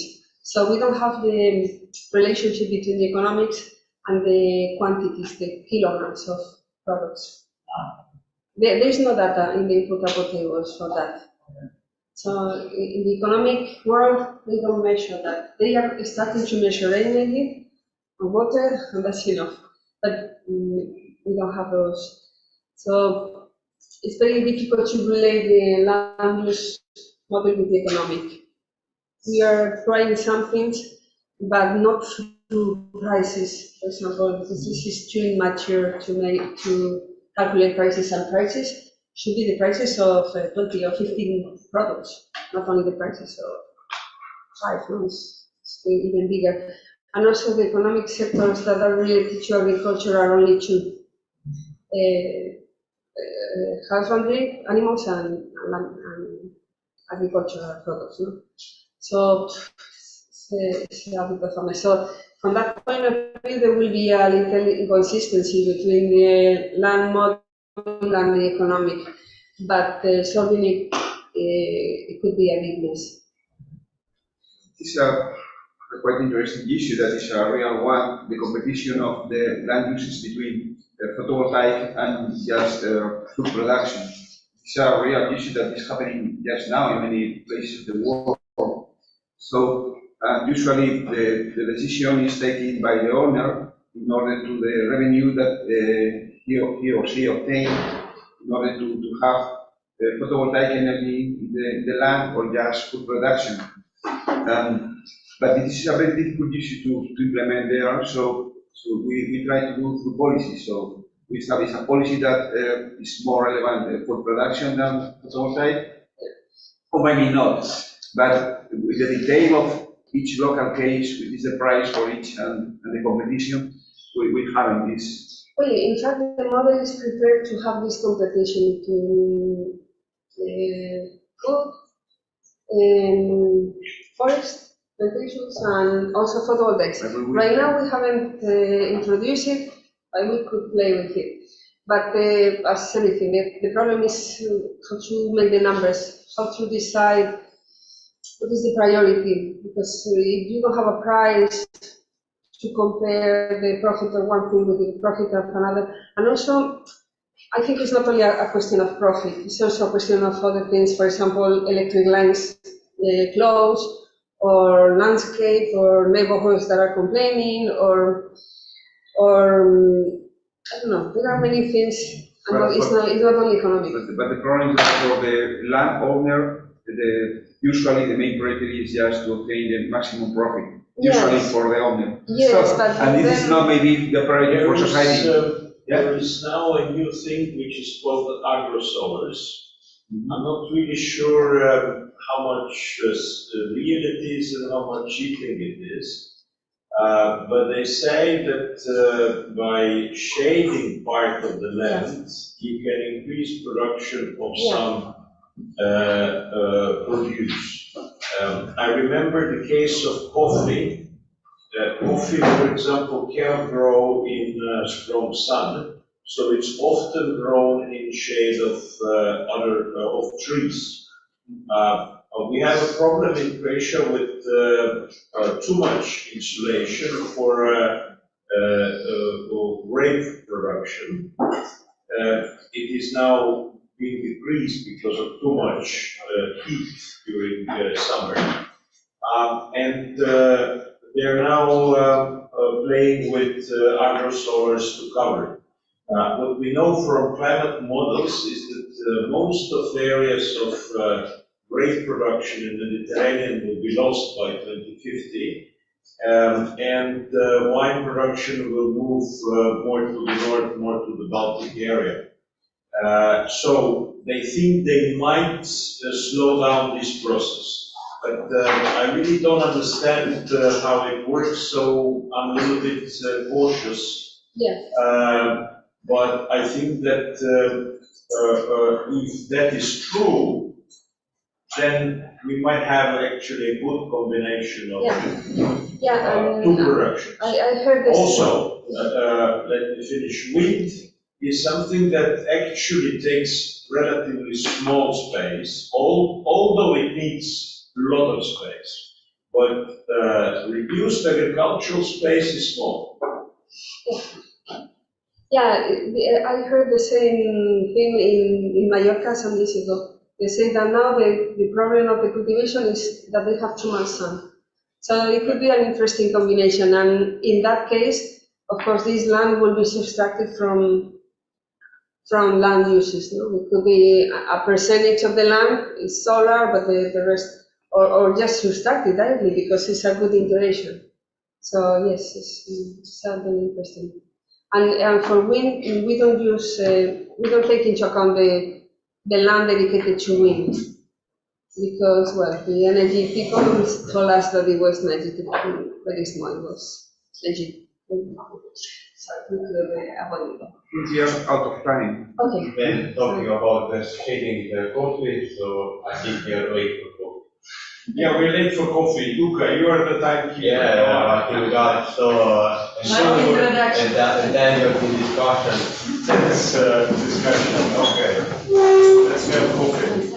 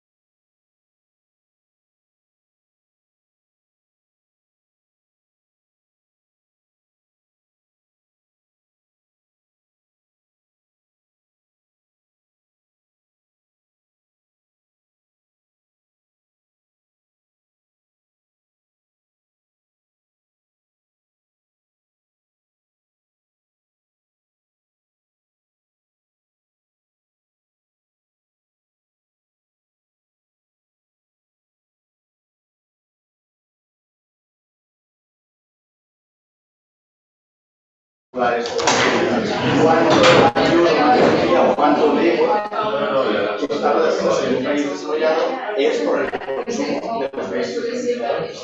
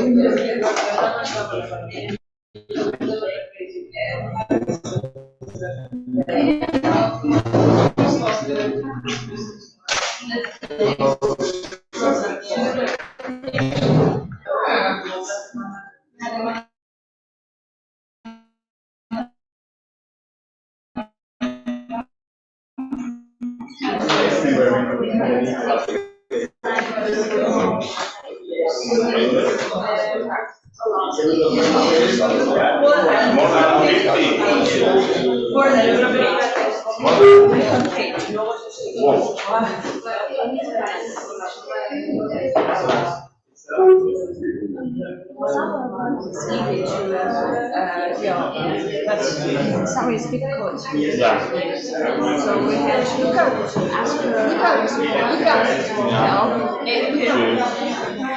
So do you have like a deadline or maybe in 10 days? There's no this month.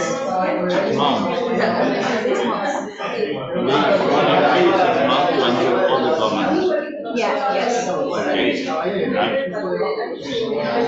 But if imagine that you would like to develop as soon as possible, not as soon as possible, in order to Better see you. reduce the publication time.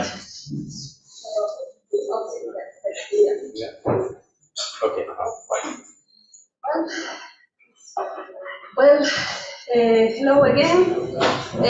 Now we are continuing with the environmental module, taking a look at the modeling. There will be a first introduction, a brief introduction, and then the three submodules, the land, water, and the climate.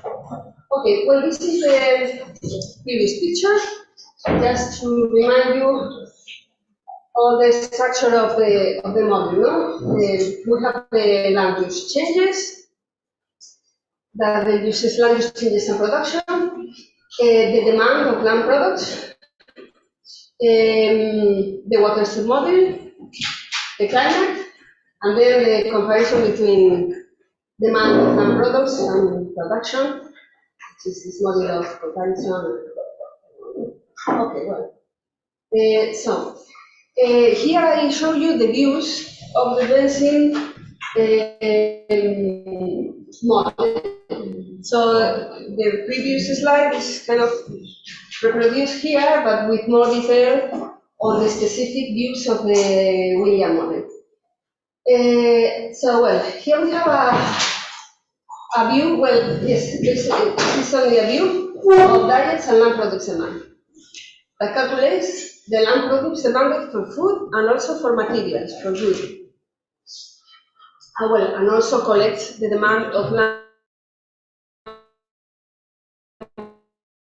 products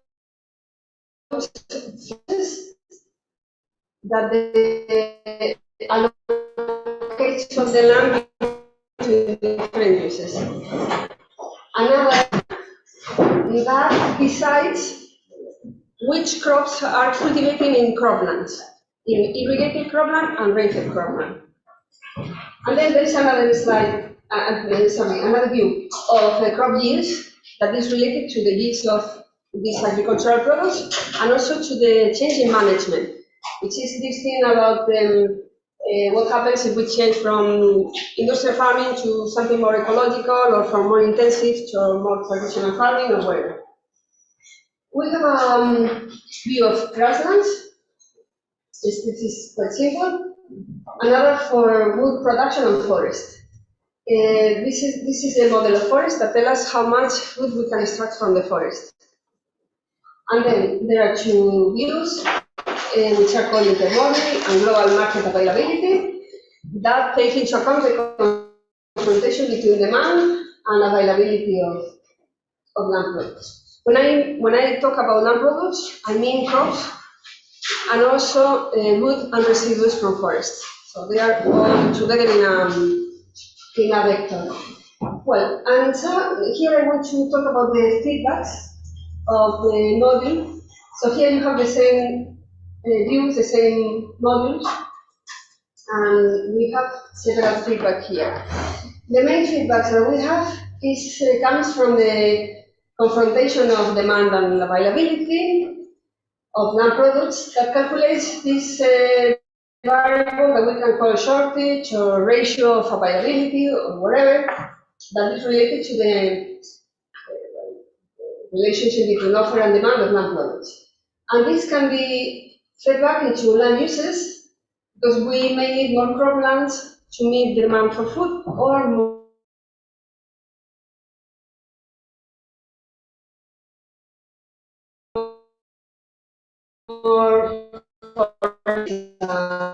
feedback cause effect go in the same direction.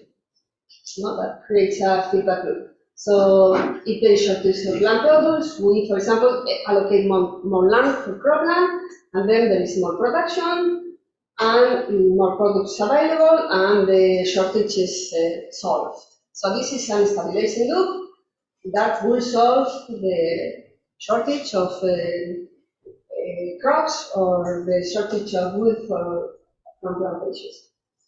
Okay. We have also programmed another loop which comes from the shortage of land products and goes into cropland. Cropland is the one that allocates the cropland into different crops. So, for example, if we are deciding to use more biofuels based on sugarcane, we will need more sugarcane to be grown, and we will send the signal of the demand of land of sugar products to cropland, and cropland will allocate more land to sugar. But of course, the land does not come from the infinite, so that if we allocate more land for sugar, we should allocate less land for other crops. So there is a competition between the crops. Yeah. Okay, this is also a program, and it also creates a feedback loop, which is also stabilizing, because we have a shortage, we allocate more land for that, and then hopefully it will be done. Well, there is another feedback. Oh, sorry. There is another here. Well, let's see actually. There's another feedback with the energy and the demand of land for solar energy. So far, the demand of land for solar energy is centered in the land use module directly, with not competition with other land products. This is something that can be changed. If we want, we can put it also here in the competition, but so far it is centered directly. So we will see how it works and if it is worth doing one thing or the other. And land uses may give us some limits to the land for solar based on policies. If the competition with other uses is too large, then we can send signals. But well, as I told you, right now it is like this, but it could also enter in the other feedback. And there is another feedback that we are thinking on, which is the relationship between the shortage of land products and the change in diets. Because if people demand an amount of food for an amount of land products for food, but maybe there is not enough land, or products are allocated to energy or whatever, and you may have this shortage. And the original idea was that this shortage would change the diet of the people via prices or via signals that show us that the people cannot buy the products. But, well, we are a little bit cautious about this because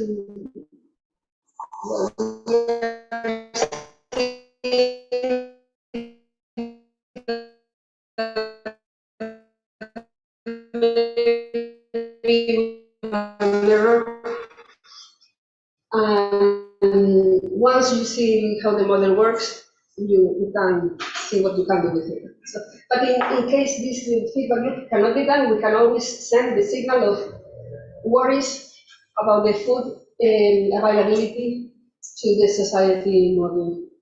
Because This figure can always be sent, and we can say that how the people is behaving. Although it may not change the diet directly, but well, we can have this information that the diet is not there. Okay, well, so now I'm going to describe these views one by one, or at least the most important. So let's start with land uses.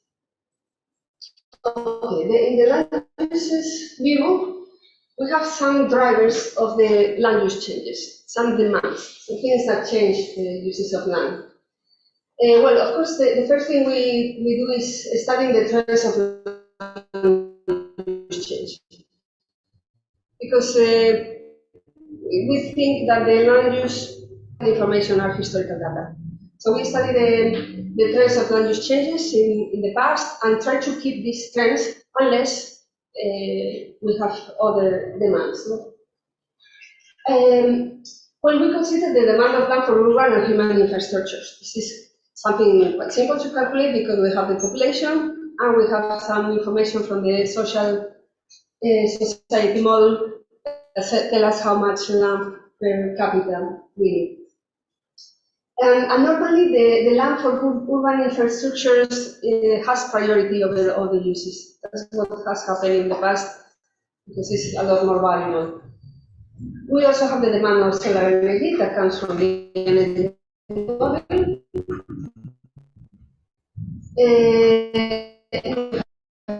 The demand of cropland for food and the demand of forest plantations. If there is more demand for biomass, there will be more demand for forest plantations because the forest plantations are more productive than forests, are double. The productivity is more or less twice as much as them. The water availability also cuts the amount of irrigated cropland or give us a limit to the irrigated cropland that can be put. Well, we can have policies of afforestation or forest protection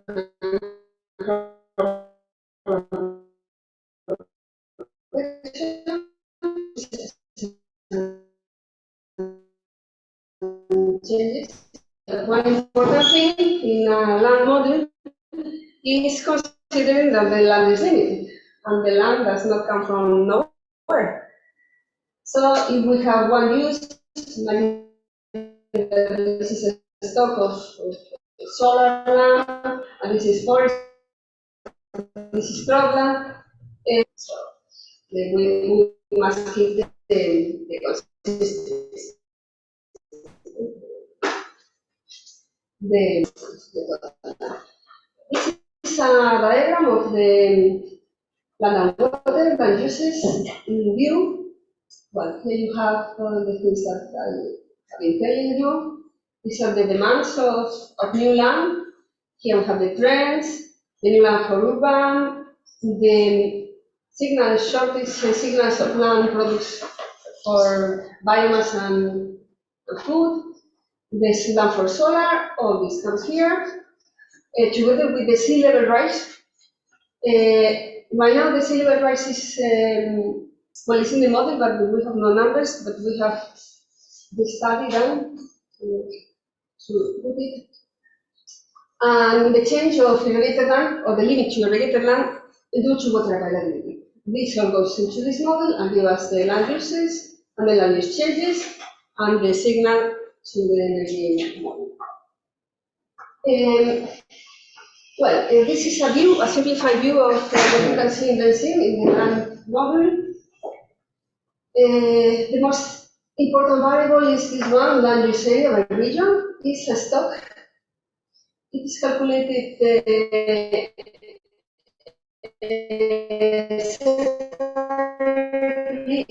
for forests, grasslands, well, and other uses because of the impossibility to find data, historical data of all the land uses. Because we have the water bodies, wetlands, and snow ice and water bodies, wetlands, shrublands, another land which is basically deserts. And this type of lands cannot be obtained from the same data sources as the other ones, because normally in FAO, the land uses are divided into the productive uses, which are calculated via the national statistics and are centered on production, and the rest, this was wetland, etc., are calculated with satellite data, and these data are not compatible.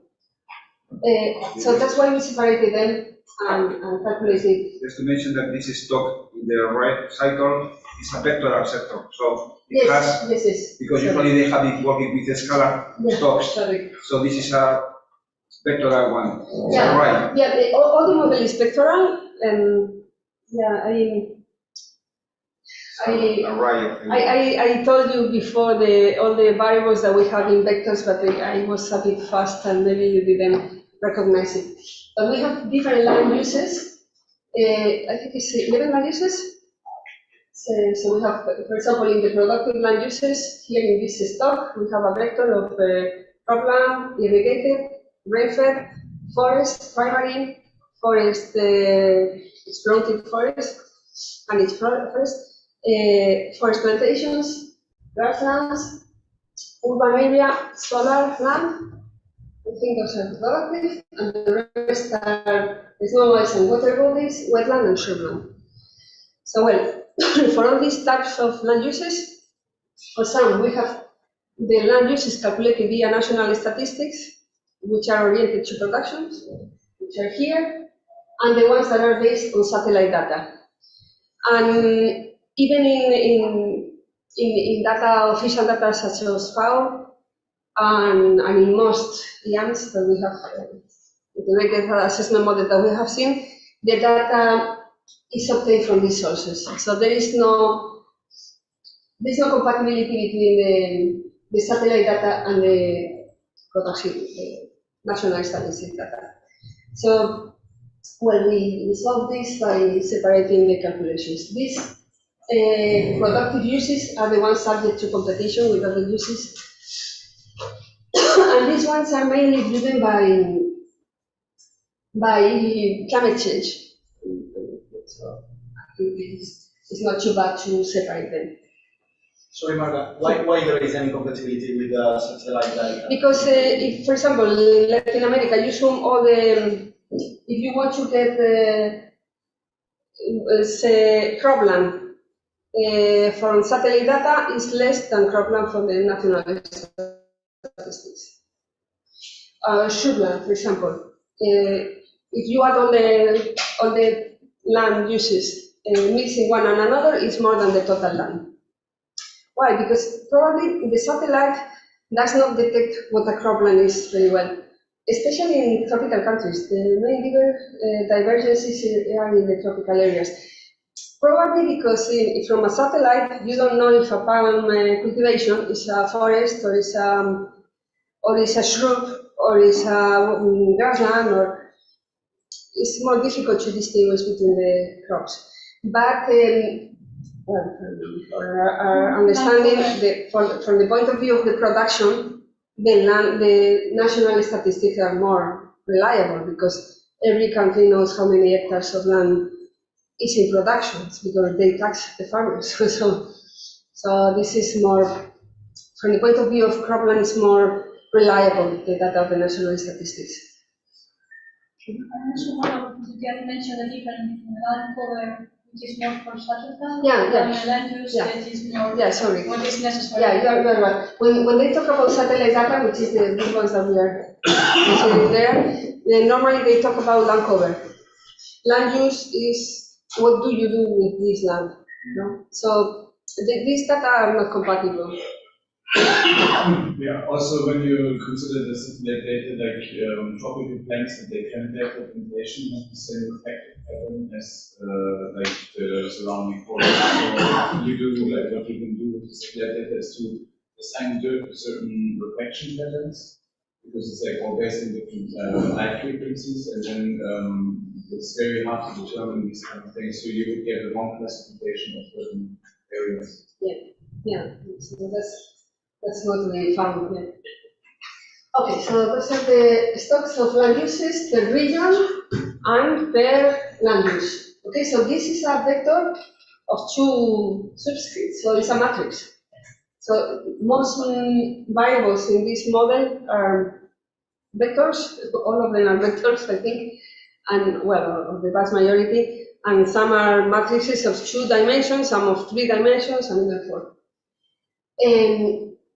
Okay, so here is the matrix of land use changes. This is a matrix where we calculate the future estimated land use changes and which, how many kilometers of land goes from one use to another use. So this is a matrix of land per land, land use per region. So it's a 3-dimension. Okay, these land uses are driven by demands. So we assume that there is demand for certain lands, which are mainly the lands that are used for the human from humans, so such as urban, cropland, forest plantation, forest, forest, which is what we call managed forest, in case of policies of afforestation, and so on. Okay, and these demands are driven by 2 things, by the competition and by the trends. So here we have the historical trends of land use, and we normally follow these trends unless there is a competition. Because, well, we consider that it was very important to see the local trends of land uses. This has quite a lot of inertia. But if there is a lot of demand for biomass, for example, then it will be more land allocated to plantations. And the demand driven by competition has one important variable, which is this one. Well, both of them. The demand driven by trends and by competition has this important variable, which is the shares that tell where the land comes from. Because when you have a demand for cropland, you may get it from forest or from grasslands or from bare land. Well, from bare land is quite difficult, or from other uses. And for example, you may want to protect the forest, but if you want to increase cropland, you have to take it from somewhere else. And these shares, well, are quite restricted. Although it depends on the regions, no? Some regions allow more than others.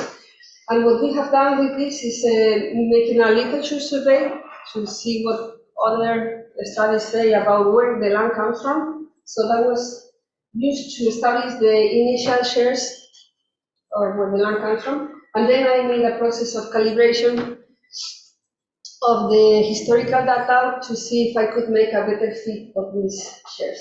I tried to do it automatically, but at the end I did it by hand, because there are many rules, many logical rules that tell you where the land is coming from. Now, for example, you see the shape here.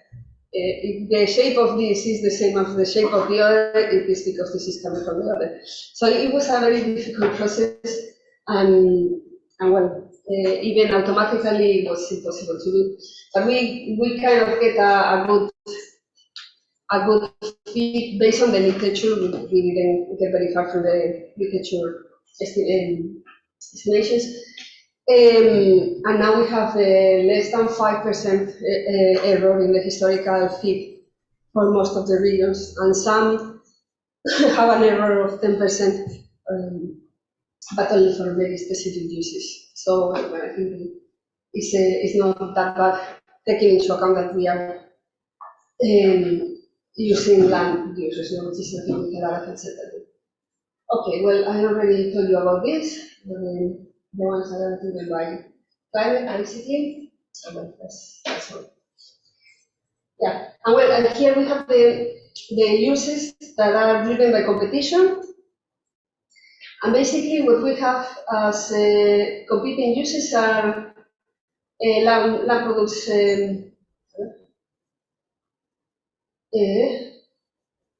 Well, basically we have forest products, biomass that demands for forest and also for plantations and croplands. And well, here in this version we have the land for photovoltaic demanded, but this is, well, I don't know. It can enter the competition or not enter. I don't know. Maybe in this version it was entering the competition, but you can choose. Okay. Well, if there is no questions, we can go to program. This is a bit more simple. So the shares where the land come from, that's kept constant over the time? Or is this also like a variable? Right now, they are constant. I don't know. I think it's better to keep them constant because even if the share is very small, you can always get from that use. And well, this is one thing I didn't tell you, and it's that we have limits to the maximum land that can be allocated to one use. We have the limits of the minimum land and the maximum land. So, for example, if you have a type of land, the land cannot be less than 0, of course. No? This is something that you have to prevent. And also, for example, if you want to convert grassland into cropland, there is also a limit because most of the grassland is in marginal lands that cannot be used for cropland. Although this depends on the regions. And this limit is set in this variable, minimum and maximum. Well, there are two variables here that tell us. This needs a quite important survey of literature to see what is the quality of grasslands and which ones can be converted. Yeah, we did some survey of that in a student that was working with us, Marina. She found a paper that talked about the quality of the grasslands, so we assume that the highest quality could be converted and the rest not. But this is a very important limit. It's not easy to find, but it's very important. And taking into account that we have these limits, maybe changing the shares is not that important. So, very good. I think it's a very valid assumption to make. And only thing where it might be interesting, like if you kind of reconvert for reforestation, actually, in Brazil, if you would like to make a policy, then it might say, okay, it's 100% cropland that is used for reforestation. Yeah, because when you go in one way, it's not the same as when you go to the other way. That's right. And, you know, the shares are working both ways. To convert, as we are doing now, cropland into forest into cropland, but when you want to deforestate, maybe you don't convert cropland into forest, but other lands into forest. But well, you know, the model works like this. You ask for some uses, and then this tells you where it comes from, and then it confronts the limit. So maybe you are asking for a lot of cropland to be converted into forest, but this one is not giving you it. So you ask for something, but they may not give it to you. You may not get it. This is something that we also did in Medeas, no? You demand for so much energy, but maybe you find the limits and there is no energy. So we kind of copy this as well. There is a demand here, it may be met or not. You may not find what you are. So if there is still shortage of cropland, you may try to find it from other uses, because these shares are never 0, except for very random things. No? So even if the share is very small, you keep on asking from this use. Well, as I told you, these models have to be finished when you try them and use them extensively and end up fixing these things. So if we find that these shares have to be dynamic, then we can do it. But well, it's a process of trial and error continuously. Okay. Well, let's go to cropland. For cropland, Okay, we have that the total area for cropland is decided in the land uses. And then we apply a percentage of this land that is dedicated to each crop. And this changes with the demand, the relative demand of corn, rice, cereals, fruits. We choose them thinking on the most important uses. No? For example, corn is very important for this carbon, the impact of carbon on the yields. That's why we separate the corn from others. It's also very important for biofuels. Soil also very important for meat.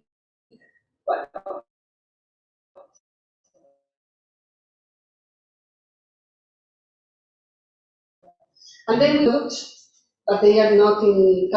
And then we separate irrigated land from raised land, cropland, because they have very different productivity.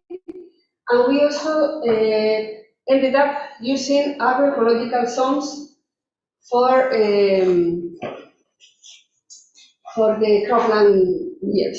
Well, in some of the meetings of LOCOMOTION, I told you that we had a proposal to use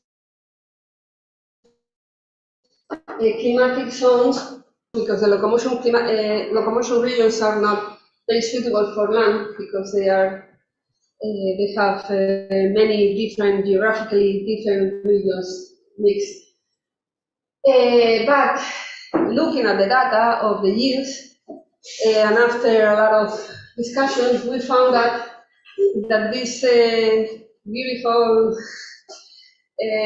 proposal that we proposed 1 year ago was not suitable because there are quite strange things in the regions. And for example, here you have the agroecological zones. These are not climatic zones, are similar to climatic zones, but these are different division, but well, it's similar. No? So you have the blue, the coldest climates, here are the tropical, here are the arid, and so on. So one would expect that the yield of the crops is similar in tropical America, and tropical Africa, and tropical Asia. But then you look at the data and it doesn't happen. And for example, we found that in India, the yields were very different than in America, in South America. Even in the same tropical area or arid area, so in the same climate, the yields are very different in one region and in another. And you may think that it is because of the management, because India has more traditional management, more industrial and so on, but even separating from the type of management, because we had the data of the yield separated in different types of management that the Ivan from Captive got it. Even separating this kind of management, the difference was kept. So we decided to use a combined approach, which is what we didn't want to do at the beginning, and it's getting the locomotion region and separating them into 4 agroecological zones. So you have row, down, and we consider only 4 agroecological zones because with that we found that it was more or less enough, and the locomotion regions, and then find the matrix of the agroecological zones and regions. And with this approach, the yields are more or less constant, or they don't have that much variation. So well, that's it. And we need this division to calculate the yields, the productivity of the land. Well, here we have a simplified view of the cropland view. We have a stock of the shares, percentages of the crops that are in each area. For example, in each region, let's say in the rest of the world, And in each climate, in each agroecological zone, for example, tropical, in the rest of the world, we have the percentage of every crop that is cultivated there. Well, we already have the data of this, and also the dynamics of this interaction, which is calculating with a matrix of changes, similar to the one of land, that tell us the percentage of crop that goes from the percentage of land that goes from one crop to another crop. Well, we already have the past values, the historical values, and also the equations to make this change with the drivers, these drivers, which is basically the comparison between demand and offer, demand and production of every crop. So if the shortage of one crop, which is bigger than the shortage of the other crops, because this is a relationship, it's a comparison between crops.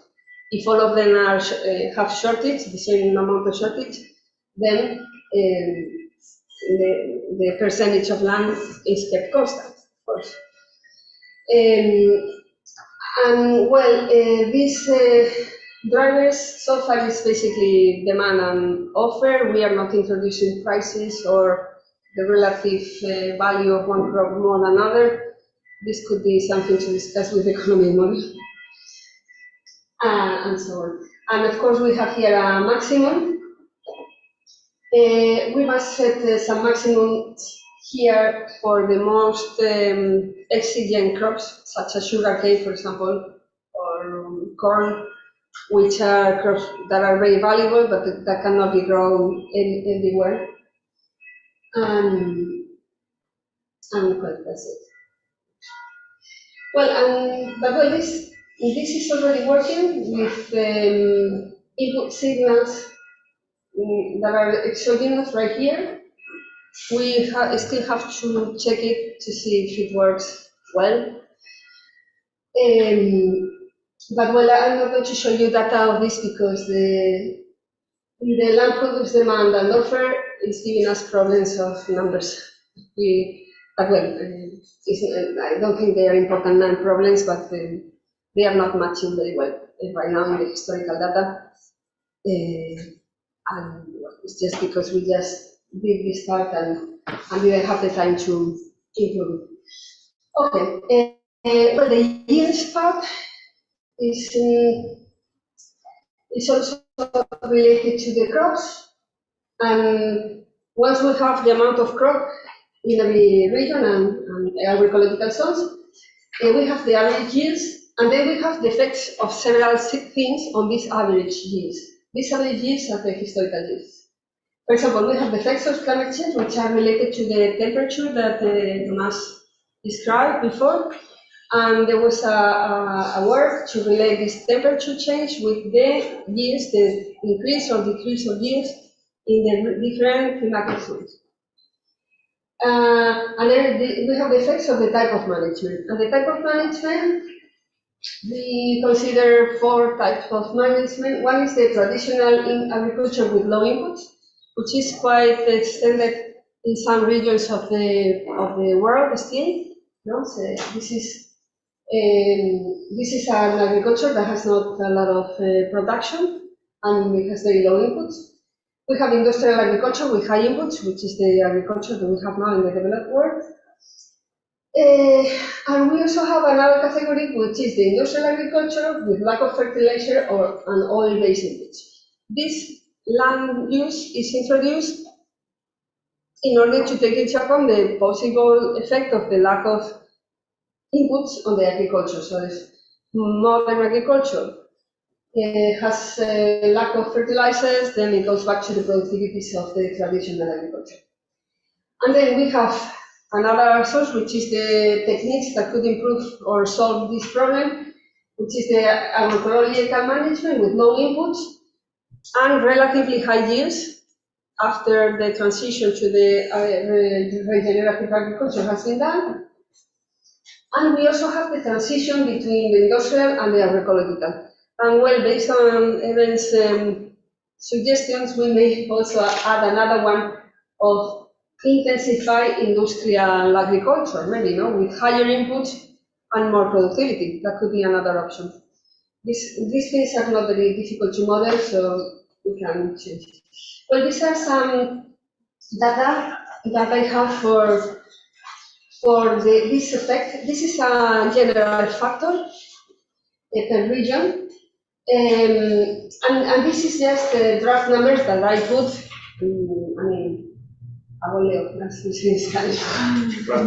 randomly.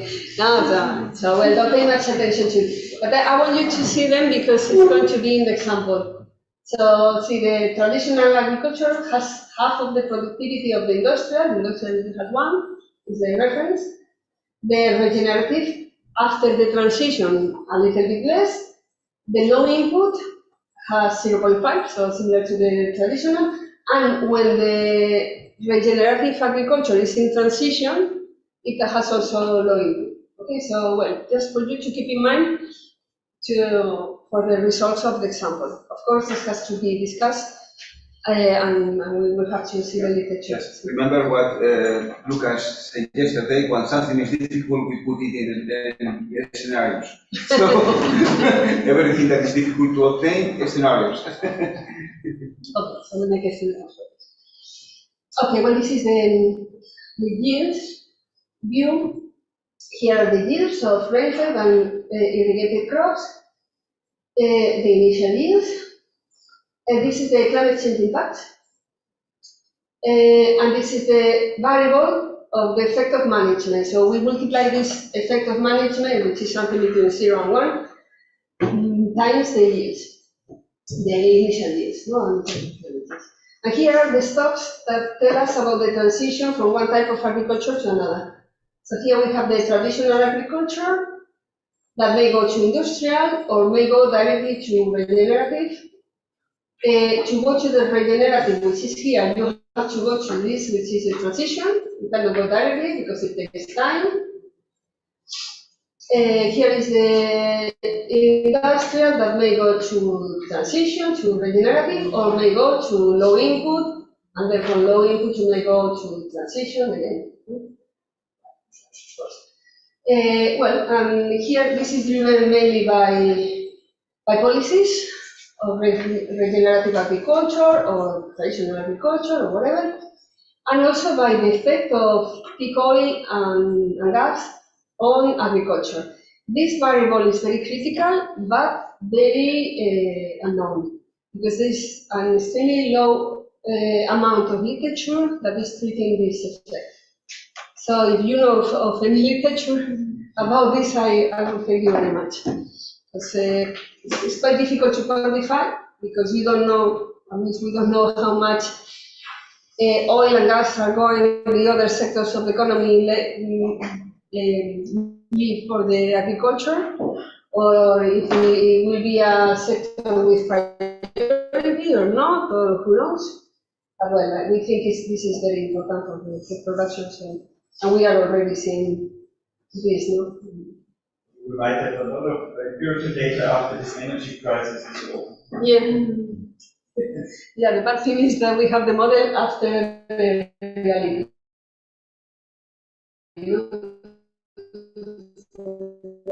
The last part is the forest view. We are concerned about the forest degradation, as I told you before, because it's not the same having a forest area than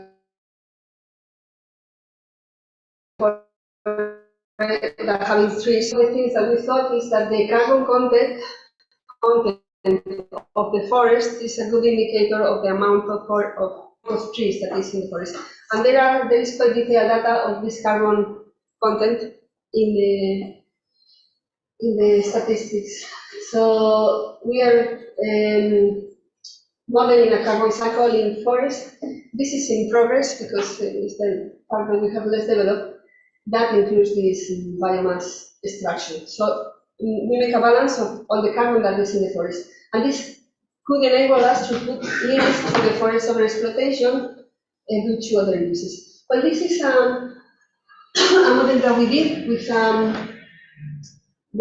girl from Honduras, Leo, many of you know it, from WebEx sessions. And she did this model for the balance of carbon in the forest. So we can have here the stock of forest in managed and primary forests, the stock of carbon, sorry, and we have inputs of carbon from the atmosphere, which is the vegetation growth, which is the photosynthesis. No? The forest gains carbon through photosynthesis. We may also have afforestation or deforestation that changes area, and of course that removes carbon as well. We may have wood extraction that removes carbon but does not remove land. Oh, sorry. And then we have this flux of from the stock of forest to the atmosphere and to the soil and roads. Well, this model is in William, but it's not well calibrated. We have to go through it and calibrate it well and get good data.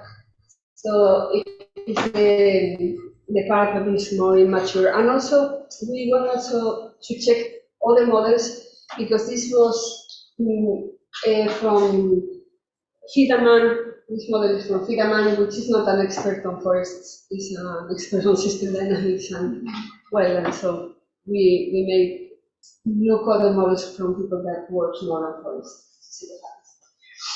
Well, another part of the model is the diets and land products demand. This is also an important part, as you can imagine.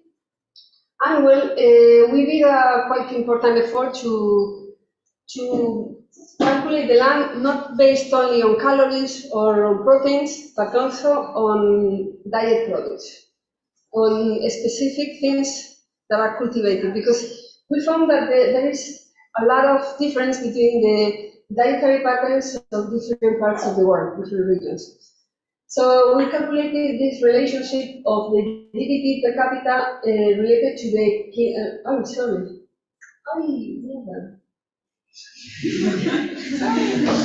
Oh, this is wrong.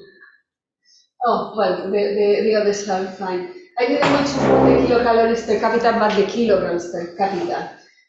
Well, we are basing it on the kilograms per capita, only that yesterday I was confused with the last three graphs. Sorry. Okay. Well, so we want to make policies of diet change, but real policies, based on real diets that are eatable and that fit the cultural patterns of the people. That's why we calculated this, no? The kilograms per capita of 15 diet products, or I don't know how many, well, of several diet products, compared to the GDP. So you can see that there is a pattern. Here is in blue, for example, the pattern of China, of fruits and vegetables. And the more GDP, normally the more intake of food per capita in every product. No? China, for example, has this very strong transition, and then it grows, but more slowly. No? This is quite interesting. And we can compare this with the diets that are proposed by several authors to have a more sustainable food system, a more sustainable diet. For example, here I have the flexitarian, which is one diet that is proposed by some authors, and it's a kind of a vegetarian, flexible vegetarian. No?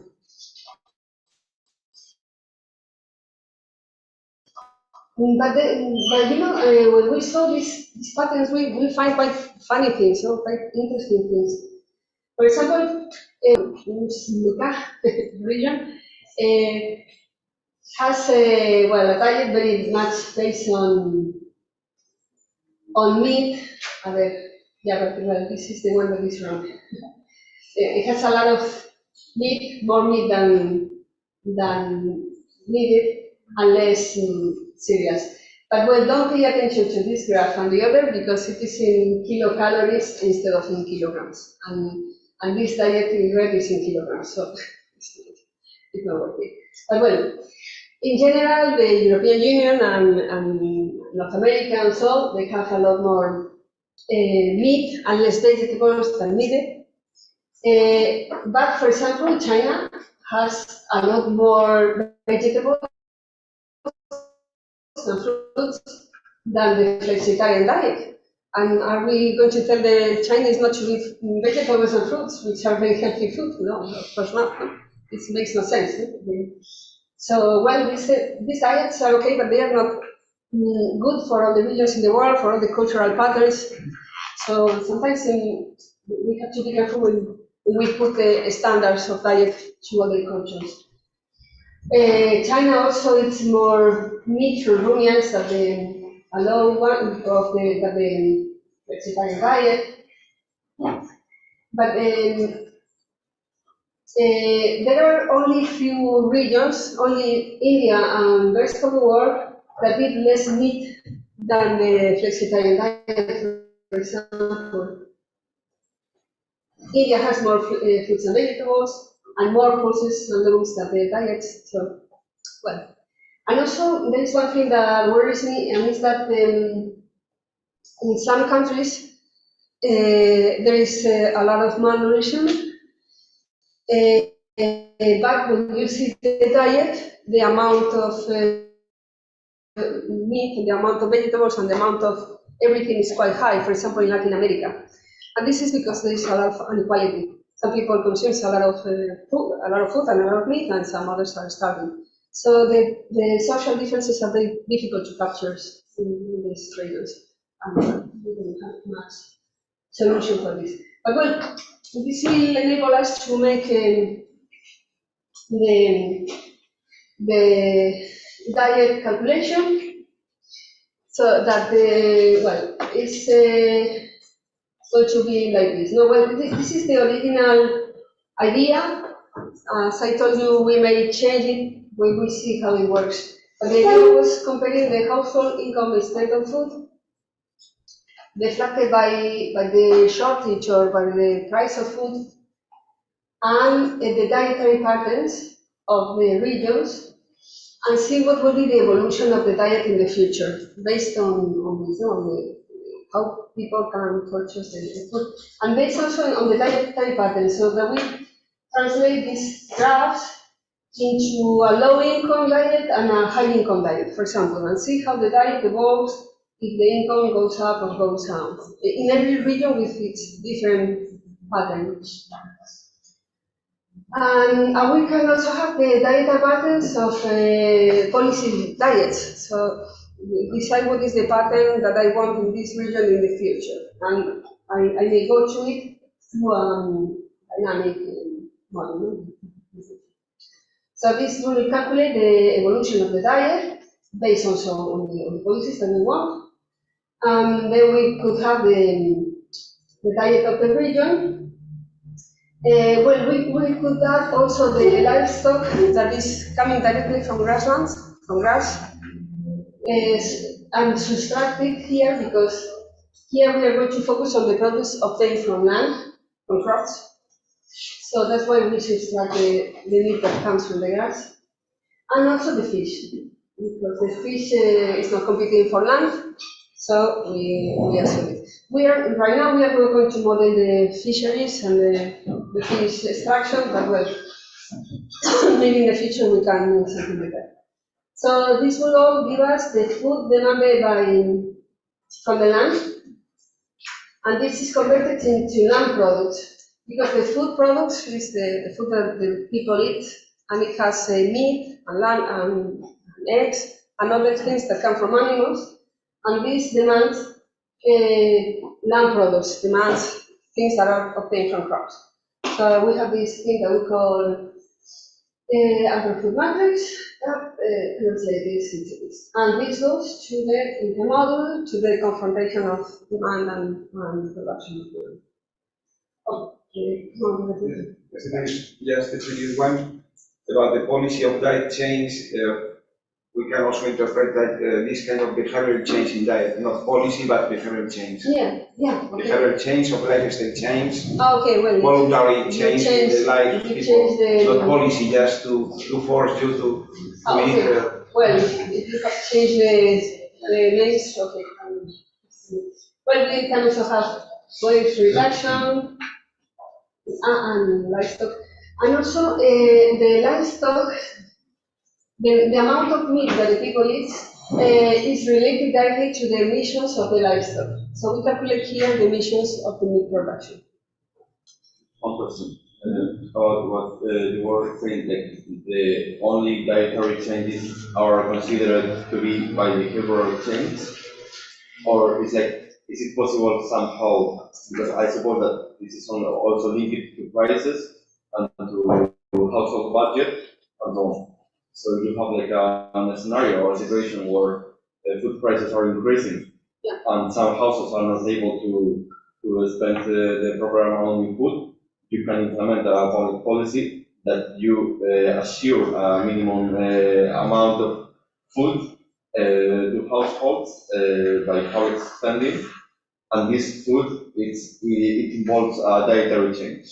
For example, in a situation of food crisis, you can assure communitary food places where you are not giving thousands of kilograms of meat. You are giving a basic diet based on lead, yeah, and that's yeah, something that I think that it's really politically interesting, and it's really the future that we should be thinking about. Is that possible to integrate that somehow in more, or?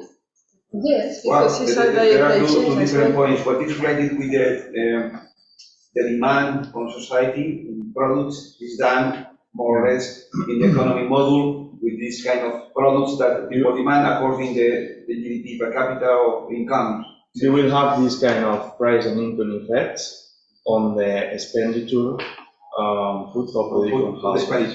Then I don't know if it is connected with the physical part, but Yeah. I mean, it's connected in the sense that maybe you are using the consumption, but but I mean, I don't know if you have like the effects of the competition that you have in between the different land production that you have in the model, and then it can change to some extent.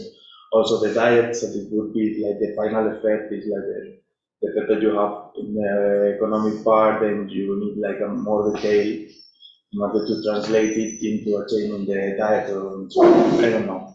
Yeah, the initial idea that we discussed with PC3 was to have this, the relationship between the household income to food, allocated to food, and the price. So that of course, that the quantities should meet. No, people cannot eat more than it is produced in the forward. No? But I don't really know if this is going to be possible to do with a good integration with the economy, because, for example, we don't have historical data of the income spent on food. We thought we could rely on this data, but then you told us finally that it's not, you don't have it, and well, it's quite difficult. And the price of food is something that is also very hypothetical, because we don't have historical data of the price of food, because it's an aggregated price of food, of everything. So, well, we think about this. And as I told you, to continue with the trends, and then if the demand cannot be met, then you send a signal of stress, no? The diet is not being met, people is not well fed in this percentage. That's quite easy to do, and it's a good information already. Okay. Well, this is the benzene. Oh, well, maybe you don't need to say this. Okay, so how is the time? Half an hour. Okay. So you can Well, continue yeah, well, I will try to, now because you have to make the answers. Okay, well, then we have the confrontation of demand and availability in these two models.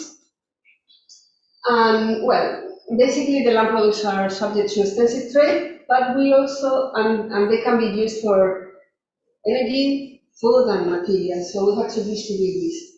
Here are the views that are distributed, and, I don't have the exact results. So, well, here we can have, for example, the land products available from the soil, from the crops, and from the wood. and this is split into products that go to the global market or not. This is one thing that we are now studying, because food products and land products are normally traded around the world quite extensively, but we find that not as extensively as we thought. Because there are some studies from FAO that tells that the 30% of the agricultural production is produced by very small farmers that have less than 1 hectare. And those farmers normally don't compete in the international market. They just grow for their own consumption split, and some land products are not going into the global market and are not distributed among regions that way. We have some data on this, but we have to study carefully because it's quite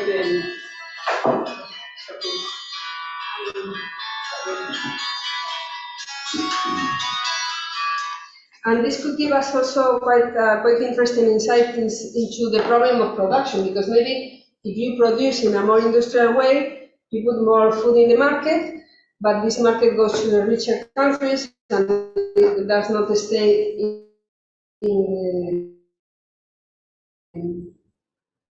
the poor countries where the local people can make this work. And because, well, right now this is programming in William, but we have to check the data.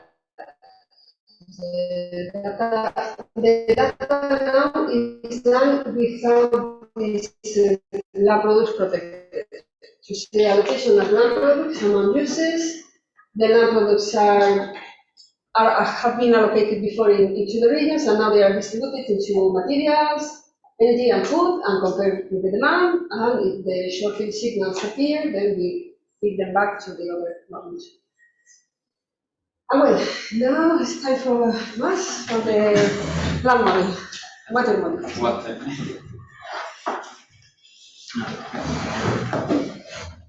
So in the water model, it's only comparing only to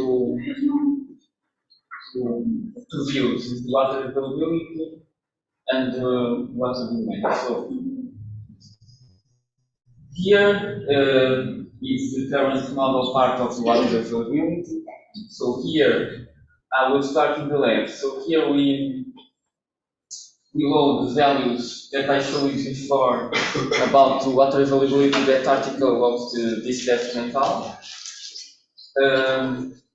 And then we compute the availability of water in each country. Well, we also use the dense amount of water in each country and maximum exploitation of water, a coefficient for each dam that was available for a previous colleague that was in MND.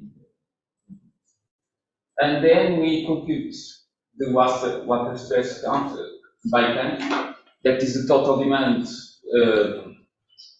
for each country minus the availability of other country, and also can be computed as a percentage if you divide it and then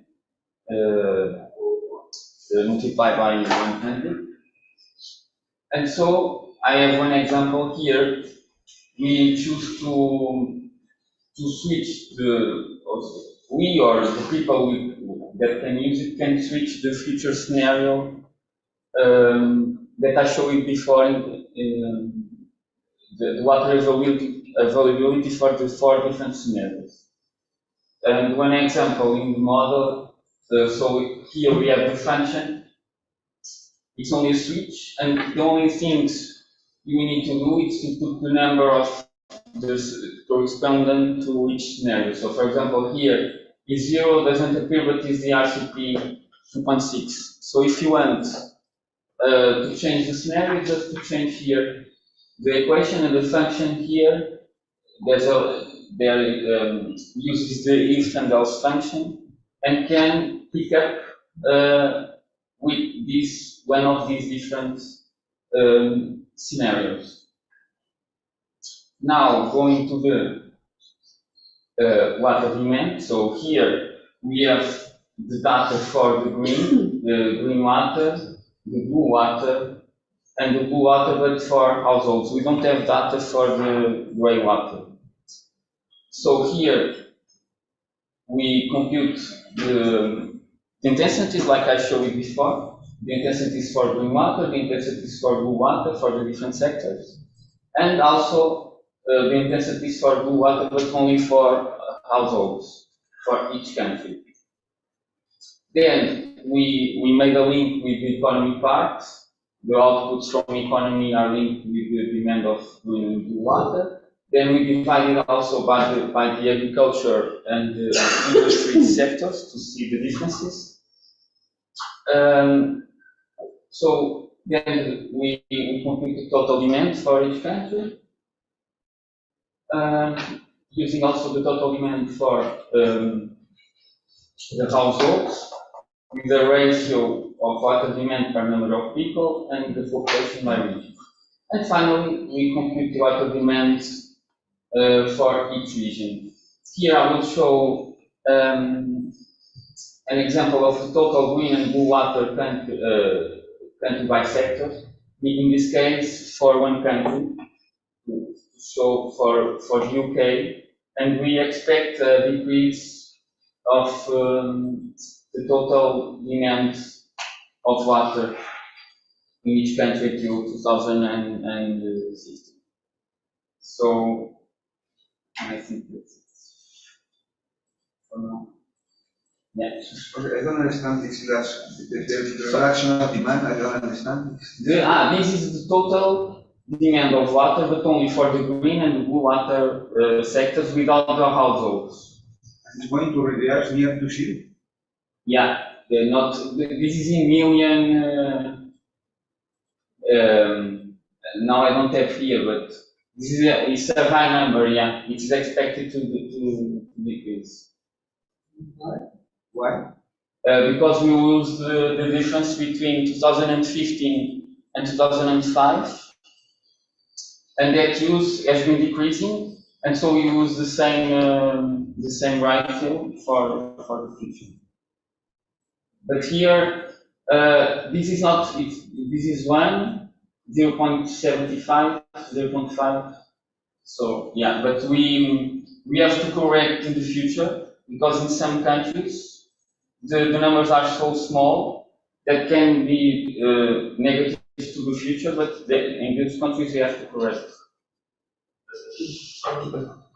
Just have two data points and you just assume that it's a linear function? No, we have, that's 10 years, 11 years. Okay. It seems to be a bit strange, this short reduction. Yeah, but we are going to correct some value.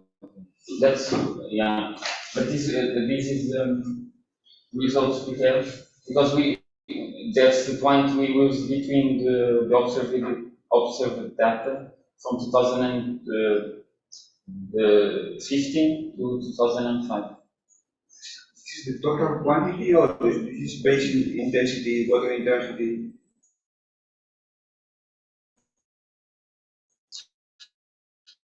When the intensity is, So this graph is intensity? is the intensity, yeah. It's not, this is not and this only is for all the sectors together? No, this is only for the, no, yeah, only for the green and blue water, but without households. That's that's one thing. This is without households. It's only for agriculture and then industry. Agriculture and industry? Only for the UK, yeah. But it's only for the UK.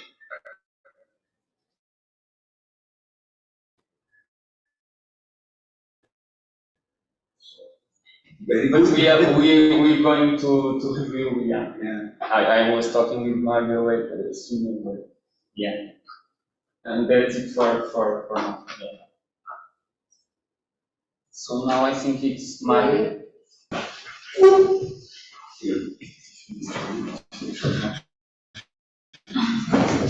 Yeah, but you are using the content, you are not going to I'm going to explain the part of emissions related to the agricultural sector, the agriculture, land use change and forestry emissions, and also the part of the climate module in William, just resume the structure it has. And just to mention that although we are not going to present climate change impacts, because it's not in the biophysical impacts that is put there, it's something that we are still in development, and in particular the impacts on crops and in forest productivity. Just to name that we are not presenting this in this session, but in the future we will have these capabilities. The climate module structure is the version is here on the current part of William. It's based on zeros, but we have added, it has been adapted and integrated in William, and also it has additional features like the calculation of some emissions that are not in zeros like the alcohol sector. Another specific aspect that has been adapted also. In particular, the first part is that the emissions, all of them, the 1 and 2 numbers are indigenous calculated inside William, not only the fossil fuel emissions, but also the land use change and forestry emissions, the carbon dioxide, and also the methane and nitrous oxide emissions due to land use and agricultural activities mainly. And the rest of gases are included, and also the rest of the sectors for methane and nitrous oxide are included exogenously based on data from RCP scenarios. The RCP scenarios, as you already know, but are the representative concentration pathways, and in Resume there are emission pathways in the future that are obtained from other integrated assessment models like Minicam, I think, image from other models. And it's very interesting because we are calculating radiative forcing also in this module, so it is possible to align in some way some of the future things that we have to do, because it's also calculated. As you know, the representative concentration pathways are based on the radiative forcing quantity at 2,100. So this is a way of aligning things. Also, we have the different cycles of the greenhouse gases. The most developed is the carbon cycle, and this is the one we explained before. And what these cycles, what they do is to transform emissions into concentration in the atmosphere of the gas. Then this concentration is transformed into radiative forcing. That is the way of measuring the power to warm of these greenhouse gases. Some of the gases has negative radiative forcing because it has the opposite effect. And some of these forces are included exogenously, also based on scenarios or in other climate models. Also, we have to include the Montreal Protocol gases that are less variability. It's based on policies. And also, we calculate the total radiative forcing that are produced on the energy balance of the Earth in increase of temperature. This based on the climate sensitivity, that is a parameter that has also with uncertainties of the specific value. And then this is traduced on global values. The temperature is a global value, a global mean temperature, and also acidification based on the carbon concentration, and sea level rise, which are driven by the in temperature increase. That is also, this passes directly from zeros. Just to name that, we found very interesting to downscale this global temperature. This is going to be explained after by Thomas, because at the end, when to drive climate change impacts is very different. The increment, the increase or decrease of temperature regarding the different parts of the world. For explaining the first part, that is the land use and land use forestry emissions, just to name how it's being calculated, the most famous guidelines for this type of for this sector, and also its refinement. Also, based on what other models do, specific land use models, more focused on land use like Globium, or database for land and agriculture that is very, very necessary to be taken into account. And the methodology that we are using is at the less level of detail because we are treating with a global model. We have not so many spatial detail, so at the end you have to adapt to the method that is most suitable. Higher is how it is named in the IPCC guidelines. For example, when the IPCC guidelines are applied to the national scale, of course the detail has to be improved with national statistical, more improved even in the case of local analysis. And basically the categories of land use in IPCC are those ones that are very aligned with the land area that has explained Marga, because at the end all has to be connected. And at the end, what we are going to do is to try to estimate the balance of the carbon. So what are the changes in all the pools, the main pools that are defined also in the IPCC, that are biomass, living biomass, also the deep organic matter, the soil carbon, and also the part of the matter that is harvested for the group. And at the end, it's like a balance, so you have to sum all the emissions and the uptake to have to calculate at the end the final emissions. There is two main parts that are separated. On one hand, the emissions associated with land use changes, and on the other more related to activities in the land use, like for example agriculture. In the first case, the land use emissions associated with land use changes is the main example is deforestation. If you deforest, you are taking or eliminating the vegetation that is there. Usually this carbon is not stored. Usually it's used for fire, for energy.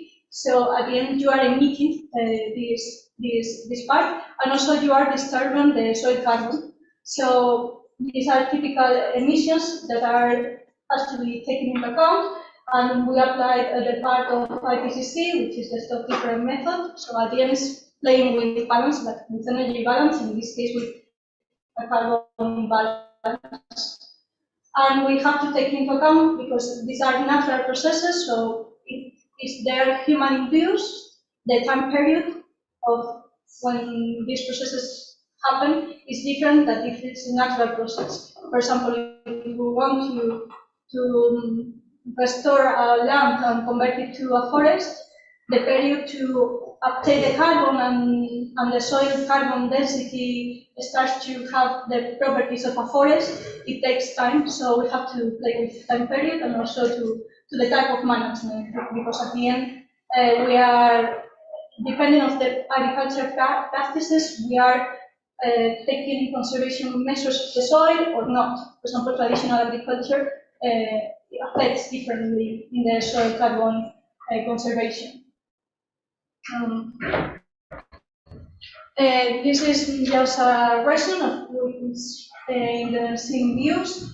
I take the land use area calculated from alpha, and at the end is traduced to emissions on the vegetation carbon stock, on the soil carbon stock, which is different depending on the land use type, of course, and also it's necessary to apply some delays regarding the type of process. For example, for soil, it's necessary to apply.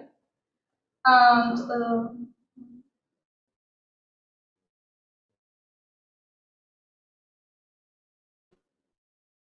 four factors in the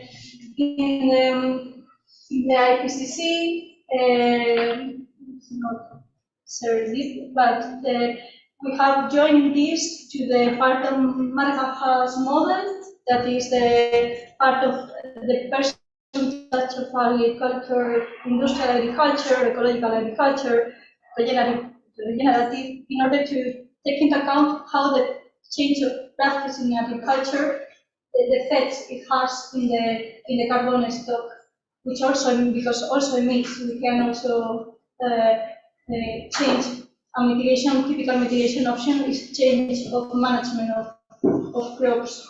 And also the aspect is the input. The input is the fertilizers or the mineral inputs or no mineral that we are included in the crops, because it also influences the emissions. Also, another type is the type of land use system. For example, an area which is rice has different emissions than another.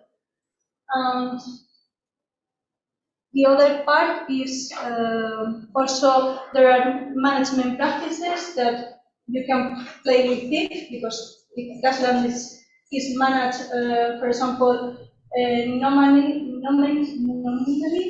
or if you apply conservation measures, or if it is improved, it's different also the emissions.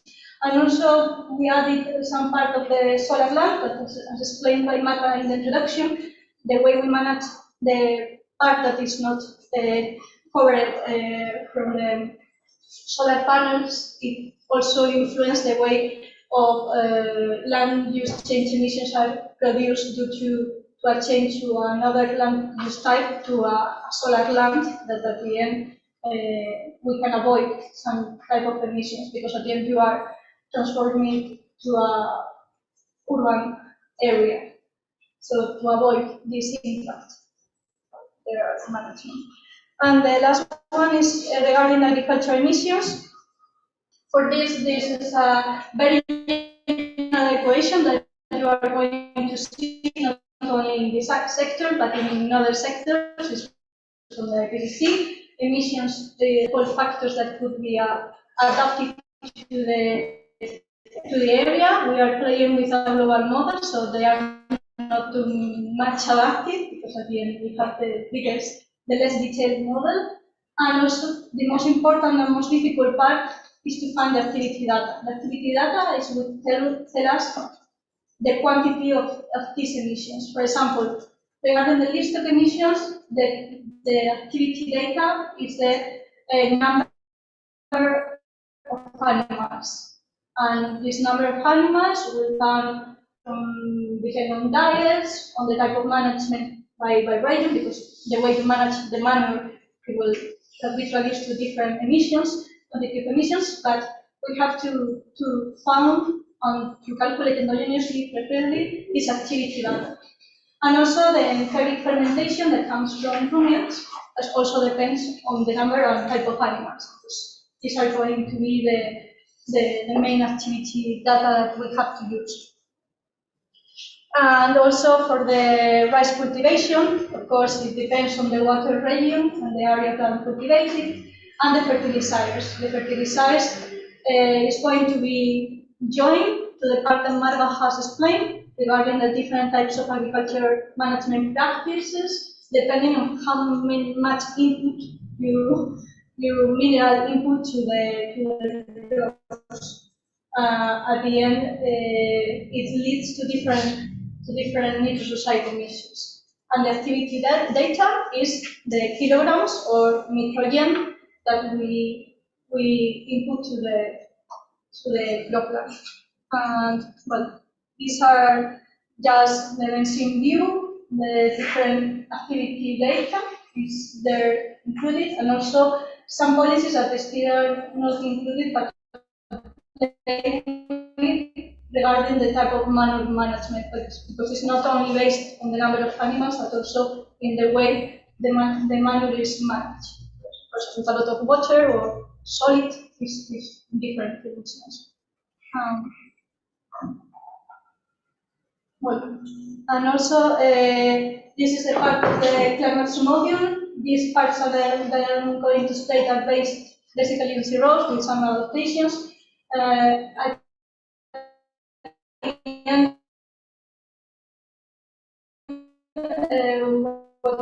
Because as explained before, we have different reservoirs.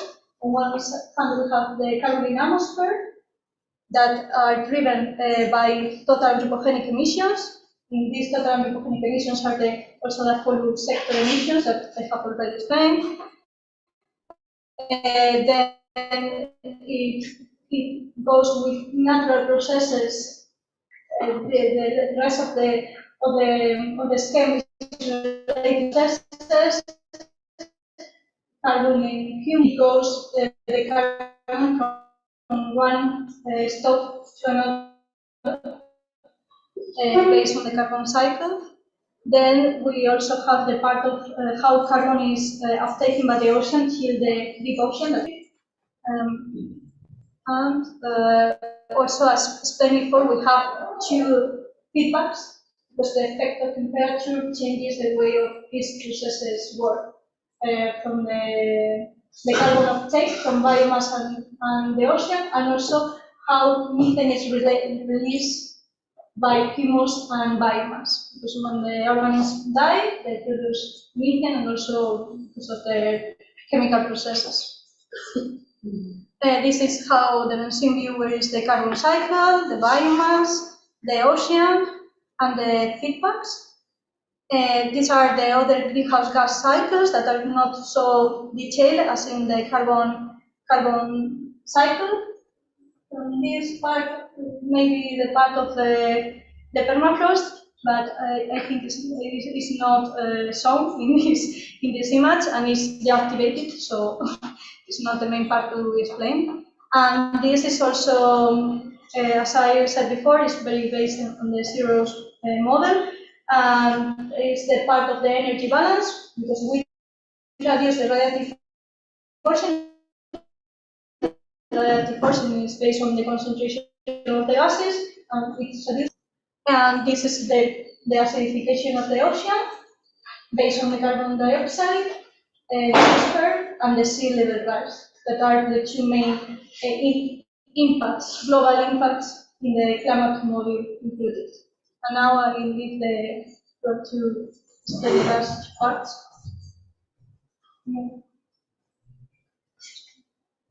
So as I was talking about before about the tipping points. So currently in the model we have those tipping points I showed before, but only with a probability function that is not activated. So in this case, we wanted to activate this tipping point, and for that we studied a lot of published articles, and the better one was this. Liu et al. Used the RCP 8.5 scenarios to project a decrease in ammonia, and he showed that following the ammonia down, the surface temperature mostly cools in the northern hemisphere, and one an example of linear temperature changes related to the current climate for this period in the future based on some of these on RCP 8.5 scenarios. So based on these and being conservative because the uncertainty is very high, we modeled with very low probability the possibility of this temperature change after 2080 for these locomotion regions. So the only ones that can change the temperature are the European Union with minus 0.5 degrees, UK with minus 1 degree, and Russia and United States, Mexico, and Canada when minus 0.5. And one example of a graph of the temperature change when this tipping point is activated is this. So we have the normal increase of temperature expected in the future climate, and suddenly we have the tipping point activated after 2080, and we have a decrease of the temperature. So it is expected, maybe it's not so, we don't know, also there's a lot of uncertainty, but it's expected when a tipping point is activated that the change in climate or in the environment will be very fast. So it's possible to have a huge increase. Another hypothesis is, for example, if you have a very large volcanic eruption, this also can happen. So in all the world, the sudden decrease of temperature. So finally, about the regional temperature change that I was talking about, the slope. So we use, here is the model part. So you use the slope values by climate and regions, and also these climatic zones that I was talking before. So here are each climatic zone and in each climatic region. So we see that UK has only one climatic region, Russia has 3, China has several, as India, etc. And so we use all these values to compute the temperature change by region. The equation is here, but I apologize, it's not so well, we can see so well, but let's see if I don't see.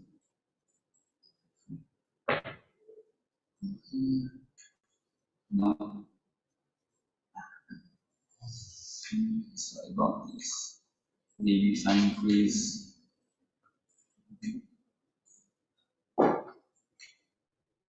We can see.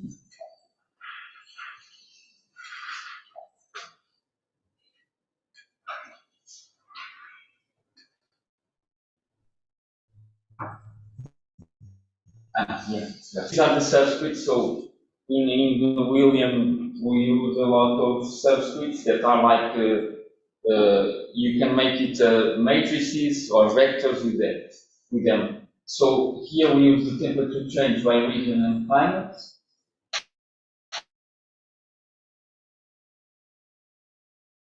In a matrix, climate zones percentages by each region, like in the graph I showed before. For example, in UK it's 100% the same region, so it's more easy. So like I write here, we write here, the climate temperature values versus the climate zone percentage divided by the 100 correct values. This equation will return a matrix with the values by region and by climate in each region. And yeah, and that's it. And then later I can show you the graphs in the exercise with all these results. And I think it's,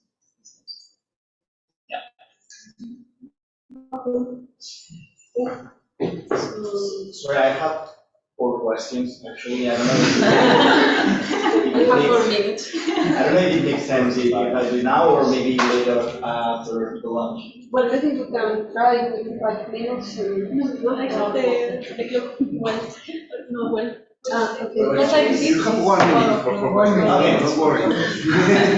So, if I understood correctly, the model is very based on production. What I'm asking is, how do you capture the consumption-based approach in the sense that how many land in one region is used to fulfill the demand of other regions? Yeah, well, that's well, it's not so based on production because yeah, well, you can calculate that because we have the amount of food that is produced in the region and then the amount that goes to the regions. So you can calculate how much land one region requires for its demand. So both of them are calculated because you are calculating the amount of land products that you need for the diet of one region, and it's very easy to translate it to global acres, for example, using average yields. And if you want, it could also be calculated how much comes from other regions using the yield of every region. It could be calculated in that way. Right now, that is not calculated because we mix everything in the global market and then distribute. But if you want to calculate it, how do you link this part with economic model? Because you have talked a little bit about that, but I'm not confused. okay, that's a great challenge. We have the link through the diet and the income of the households, but there is no link between the amount of food produced and the economic activity. But this is a great mess because if we have no prices, we would need the prices of 15 land products, which is very crazy in many regions. And right now, for this project, we have decided to keep the inconsistencies. We can live with these inconsistencies. Because we have only two economic sectors, and relate the two economic sectors with the 15 products in 9 regions, and it will be a mess. And part of the second part of the second question, have you thought about connecting the sectoral vectors that you have with the land use with the input output, multi-regional input output that you have in the economic model? There's no way. There's no way. There's no data. The input output table doesn't tell you what happens to the forests. Yeah, but in the sense of trying to develop an environmental extended dynamic econometric multi-regional input output data. Okay, well, tell the people that makes the input output tables to start calculating things in kilograms. I mean, if they start giving data. During the lunch or after the break. Yeah, I still have. Obviously, we cannot leave after the lunch. Obviously, but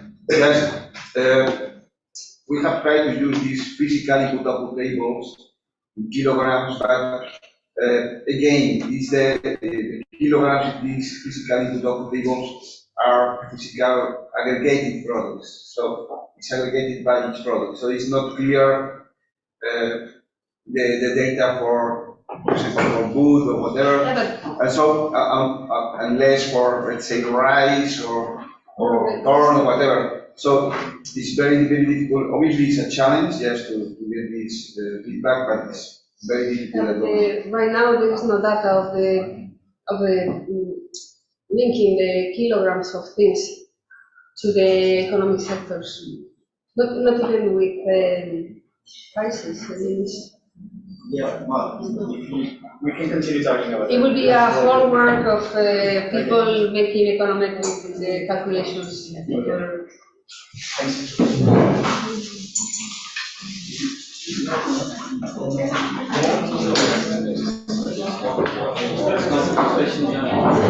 So,